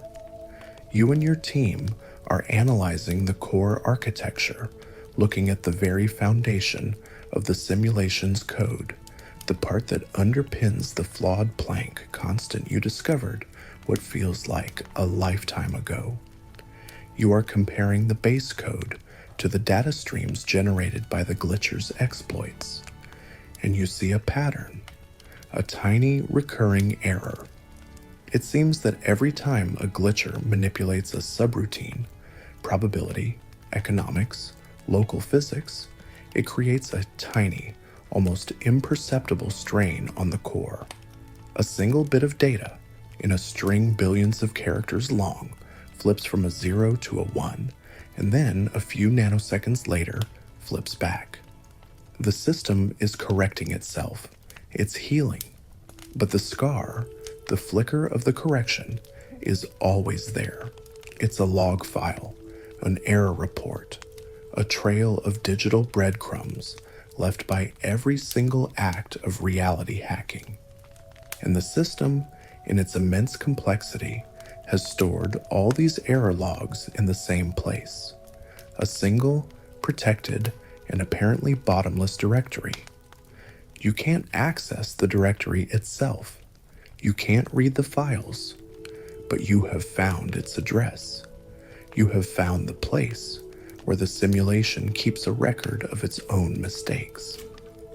A hushed, electric excitement fills the control room of Project Chimera. It is the first glimmer of genuine hope since the announcement. For the first time, you have a concrete target. You have moved from aimless searching to a focused assault. The directory is a locked door deep within the mainframe, but you know it exists. And a locked door is infinitely better than an endless, empty hallway. Somewhere in that hidden folder is a record of every vulnerability ever exploited. It is the key to understanding how the glitches work. It is the key to taking back control. The world above is burning, but you've just found a map to the fire extinguisher. Sends a jolt of life through Project Chimera. The apathy that haunted even this deep, hidden bunker is burned away by the electric thrill of having a target. The mission is no longer a philosophical search. It's a smash and grab. Your team works with a feverish, unified intensity, designing a key, a complex sequence of quantum calculations designed to force open that protected folder and spill its secrets. For the first time in a very long time, you feel the giddy, exhilarating thrill of the chase. You feel like a scientist again. You are 2 days into designing this key, running simulations on the bunker's quantum servers when the first anomaly appears. It comes from the team monitoring the surface, the ones keeping tabs on the known glitchers. A report comes in from their surveillance of a high-stakes gambler in the ruins of Las Vegas, a man who had built a small empire on his ability to manipulate probability. Overnight, his luck ran out. He didn't just have a bad night, he lost everything. His ability to predict the turn of a card, to influence the roll of the dice, simply vanished. He was left looking at his hands, a confused, broken man, his magic gone. At first, you dismiss it as a one-off. Perhaps he just lost his touch, his resonant frequency falling out of tune. But then more reports flood in. The day trader, whose predictions were flawless, suddenly makes a catastrophic error. The woman who could always find a parking spot gets her car towed. The minor feudal lords, who built their tiny kingdoms on glitched resources, find their wells running dry and their solar panels underperforming. All across the world, in the space of a few hours, the cheat codes stop working. A cold dread begins to creep back into the control room, extinguishing the warmth of your recent breakthrough. You pull up the live data feeds from the universe itself, the raw streams of information you've been using to hunt for flaws, and you see the impossible. The laws of physics are changing. It's subtle, infinitesimally small. To anyone on the surface, the world would feel exactly the same. But to your hypersensitive instruments, it's like watching a mountain move. The Heisenberg uncertainty principle, that fundamental rule about the fuzziness of the quantum world, is getting sharper. The probabilities that underpin reality are becoming less probabilistic and more deterministic. The universe's code, which was once filled with elegant workarounds and statistical approximations, is being tightened, optimized, and refactored in real time. And then you check the one that started it all. You run a fresh analysis on the Planck constant, your impossible number, the beautiful, flawed, terminating decimal that was your first peek behind the curtain. It's no longer terminating. As you watch, new digits begin to sprout at the end of the line, a slow, steady, irrational crawl out toward infinity. The typo is being corrected. The original flaw is being patched. The architects are not silent anymore. They have intervened. But this is not the intervention anyone prayed for. This is not a message, not a revelation. This is the cold, impersonal, and terrifyingly efficient act of a system administrator deploying a security patch. You haven't received a response. You've triggered an antivirus scan. The existence of the glitchers, and perhaps the focused, targeted efforts of Project Chimera itself, have been flagged as a security threat, and the system is hardening itself against you. The mood in the bunker shifts from excitement to a desperate, frantic race against the clock. The very exploits the captured glitchers were teaching you are becoming useless as you learn them. It's like trying to learn a language while the language itself is being rewritten. The core debate within Project Chimera shifts overnight. Are the architects patching the system because they view us as a threat, a virus to be quarantined? Or are they nerfing an overpowered feature, like a game developer balancing an online game with no malice intended? In a way, the second option is even more insulting. We aren't a threat to be eliminated, just an unbalanced variable to be tweaked. Apparently, we weren't worth a personalized email, just a global security update pushed out to all users. The history of technology is full of planned obsolescence, products designed to fail to make way for the new version. It seems the features of reality version 1.0, all its lovely exploitable loopholes, are now being deprecated. Then comes the final, crushing blow. One of the data analysts, her face pale, calls you over to her screen. She's monitoring that error log directory, the target of your entire operation. The address is still there, but the file size is shrinking. The system isn't just patching the exploits, it's deleting the evidence. The logs of every glitch and every hack, every time the simulation's rules were bent, are being wiped. The trail of breadcrumbs that you discovered, the very thing that gave you hope, is being systematically erased from existence. It's a cover-up on a cosmic scale. Professor Albright stands beside you, watching the numbers on the screen tick down as terabytes of data vanish into oblivion every second. "How long do we have?" he whispers, his voice strained. The analyst runs a quick calculation. At this rate, the directory will be empty in less than an hour. 1 hour.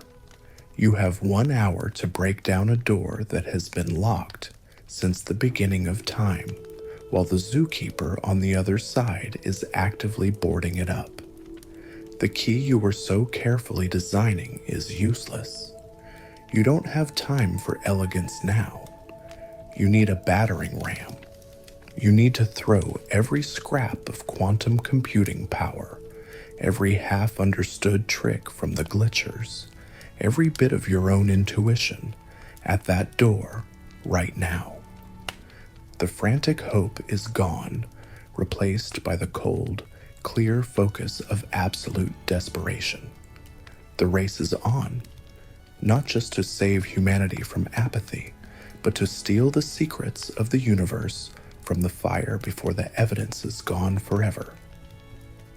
Elegant solutions. There is only the rapidly diminishing number on the screen, a digital hourglass draining the last secrets of the universe into oblivion. The control room of Project Chimera, once a place of quiet, monastic scholarship, transforms into a frantic, high-tech war room. The mission is simple: kick the door in before the room behind it ceases to exist.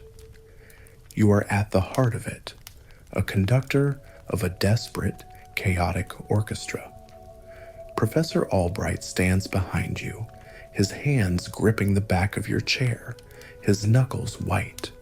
The captured glitchers, now less like prisoners and more like vital consultants, shout strings of impossible-sounding advice, feedback loops of resonant frequencies, geometric patterns to be rendered by the quantum simulators, things that belong more to ancient spellcraft than modern science. Your team translates their arcane art into the cold, hard logic of code. 50 minutes left, someone calls out. The file size of the directory has halved. You launch the first assault. It's a brute force attack on a cosmic scale.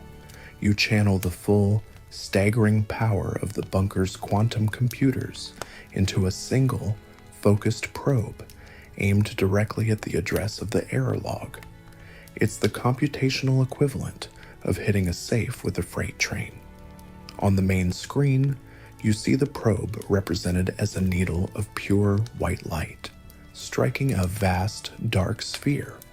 The sphere holds. The system's security is more robust than you could have ever imagined. 40 minutes. We've lost another 20%. The sledgehammer approach failed. You need to be smarter. The frequencies, you say, your voice hoarse. Amplify the probe with the glitcher's resonant frequencies, all of them, at the same time. Don't try to be subtle. We need to make the system's own vibrations tear it apart from the inside. It's a massive gamble. It could overload your own systems. But there are no other options. The engineers reroute power, The coders input the complex, almost musical patterns of the reality hackers. You launch the second assault. This time, the needle of light that hits the sphere is not white, but a shimmering, discordant rainbow of chaotic energy. The sphere on the screen flickers. It groans. For a split second, a crack appears on its surface. Hope surges through the room. 20 minutes, the wipe is accelerating. The crack seals itself. The patch is working in real time, repairing the damage as you inflict it. You are fighting the immune system of reality itself. It's like trying to bail out a boat with a thimble while the ocean is pouring in. Despair begins to creep back into the room. "It's no good," Albright murmurs, his voice heavy with defeat. "It's too strong." You stare at the screen, at the flickering sphere, at the countdown timer relentlessly ticking towards zero. You think about your first discovery, the impossible number. The flaw wasn't in the system's strength, but in its preoccupation with efficiency. A rounding error, a shortcut. You're trying to break down the front door, but the real weakness might be a forgotten window in the basement. "The logs," you say, an idea sparking in the darkness. The system is busy wiping the logs. All its resources must be focused on the deletion process. What if we don't attack the directory itself? What if we attack the deletion process? You're proposing the digital equivalent of tripping someone who is already running at full speed. It's a move of pure, lateral thinking desperation. The team scrambles to implement it, retasking the quantum probe to target the delete command that the architects themselves are running. 1 minute left. The directory is 99% empty. You launch the attack. It's a whisper compared to the previous roaring assaults. The probe hits the delete function. For a heartbeat, nothing happens. The countdown continues. 10 seconds, 9, 8. Then chaos erupts on the main screen. By attacking the deletion script, you've created a system paradox. The function crashes, and in that moment of confusion, that single second of system shock, a connection is established. A download begins. 5, 4, 3. A single file, impossibly small, flashes onto your local server. 2, 1, 0. The directory and the crashed delete function vanish completely. The wipe is complete. The system is patched, scrubbed clean. You are locked out forever. But you got something. A single, tiny file salvaged from the fire. A breathless silence descends on the control room. Everyone gathers around your console. This is it. The only secret you managed to steal from the gods. With trembling hands, you open the file. You expect code, data, a schematic, something you can analyze for weeks. But what appears on your screen is just text. 5 simple, terrifying words in plain, stark white letters against a black background. It's not a relic from the past. It's a message being written to you right now. It is first contact, not from the stars, but from the basement of reality. The message appears on your screen, then on Albright's, then on every single monitor in the bunker simultaneously. Be quiet. They can hear you. The words hang in the silent room. Every grand theory you ever had, that the simulation was a lab, a cradle, a prison, a game, evaporates in the face of this new, infinitely more terrifying reality. The immediate debate is not about what it means, but who it's from and who it's for. Who is they, and who is the you being warned? Is it a message from one programmer to another that you accidentally intercepted? Or is it from the programmers to you, to humanity? The silence of the architects is finally broken, and the reason for it is not indifference. It is not malice. It is fear. For a species that spent a century searching for intelligent life, it was a uniquely cruel punchline to discover not only that our creators exist, but that they are also terrified of their neighbors. You weren't in a lab. You were in a hiding place, and you've just spent the last hour banging on the walls, screaming at the top of your lungs. It has nothing to do with the bunker's aggressive air conditioning. Be quiet. They can hear you. It is the terrified whisper of a zookeeper who just realized the person they're talking to is standing inside the lion's cage. You, Professor Albright, the entire Project Chimera team, you are all frozen, staring at the message, the frantic energy of the last hour instantly extinguished and replaced by a silence more profound and dreadful than any that came before. The silence from the architects wasn't indifference. It wasn't neglect. It was the sound of something holding its breath, hoping the predator outside won't notice it. The patch wasn't a security update. It was a desperate attempt to muffle the noise, to quiet the children who were screaming and banging on the walls of their hiding place. As your mind struggles to process this new, terrifying paradigm, a change occurs on your screen. The file you downloaded, the one that contained the message, begins to unfurl. It wasn't just a text file. The message was a password, an authentication key you triggered by your desperate assault. And it has unlocked one more item, the very last entry from the directory before its permanent deletion. It's a single log file, its title simple and stark, SIM_01 mandate.log. It's the reason, the purpose, the final answer. With the entire room holding its breath, you read it. The text is sparse, clinical, like the mission statement for a piece of unimaginably complex software.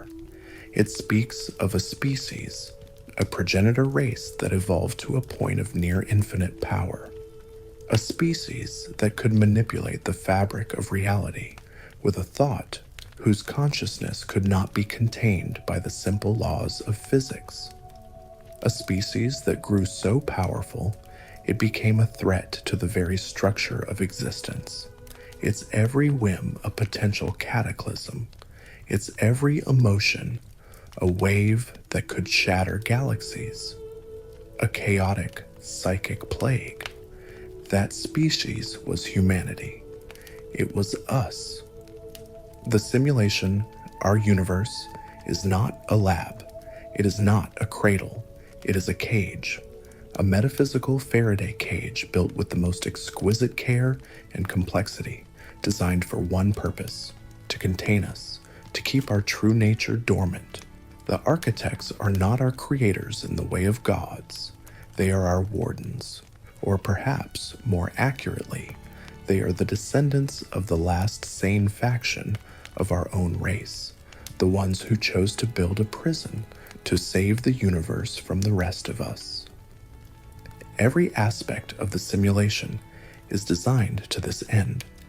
The unbreakable laws of physics, the vast, empty distances between stars, the finite speed of light, all are walls designed to limit our influence.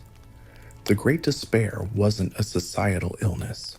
It was the cage's anesthetic, working as intended to suppress the ambition and will that might lead to us discovering our own power. The NPC theory is a half-truth. The other minds in your world are real, but their consciousness is throttled, kept in a state of low-energy docility to prevent a critical mass of psychic energy from ever forming. The glitchers weren't hacking the system, they were remembering. They were instinctively, unconsciously tapping into the latent, reality-bending abilities of our true nature.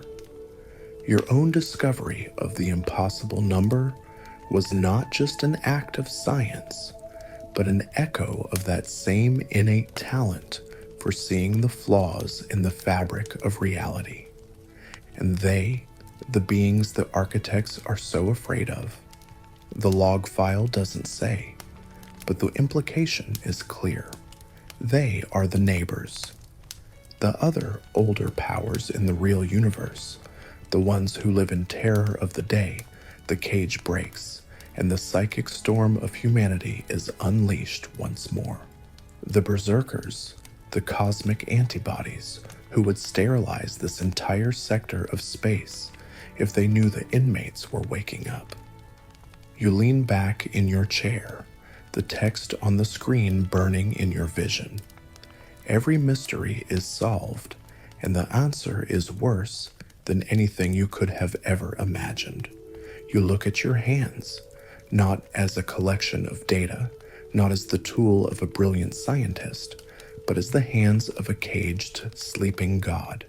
Your entire life, your loves, your sorrows, your memories, all of it has been a beautiful, intricate, and deeply loving lie.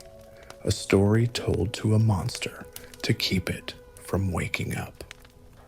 The final, ultimate debate begins right there in the hushed whispers of the control room. Now that you know the truth, what is the ethical path forward? Do you destroy the work of Project Chimera, embrace the cage, and allow humanity to continue its safe, dreamless, neutered sleep?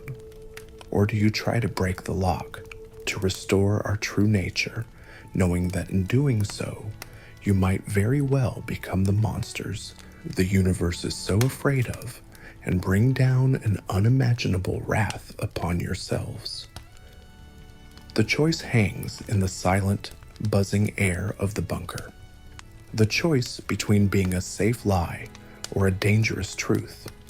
You look at Professor Albright, and he looks at you, the frantic energy gone from his eyes, replaced by the immense crushing weight of a burden no mind was ever meant to bear. The script is over. There is nothing left to discover. There is only a decision to be made. And now, the story ends. The choice is left hanging in the quiet of that deep, underground room, a question too vast for a single night. Let it go. Release the weight of it. The hum of the quantum computers begins to fade, replaced by the gentle, steady rhythm of your own breathing. The stark, white light of the monitors softens, dissolving into the comfortable, familiar darkness behind your eyelids. You are not in that bunker anymore. You are here, safe in your bed. The complex questions of a reality within a reality can be put aside.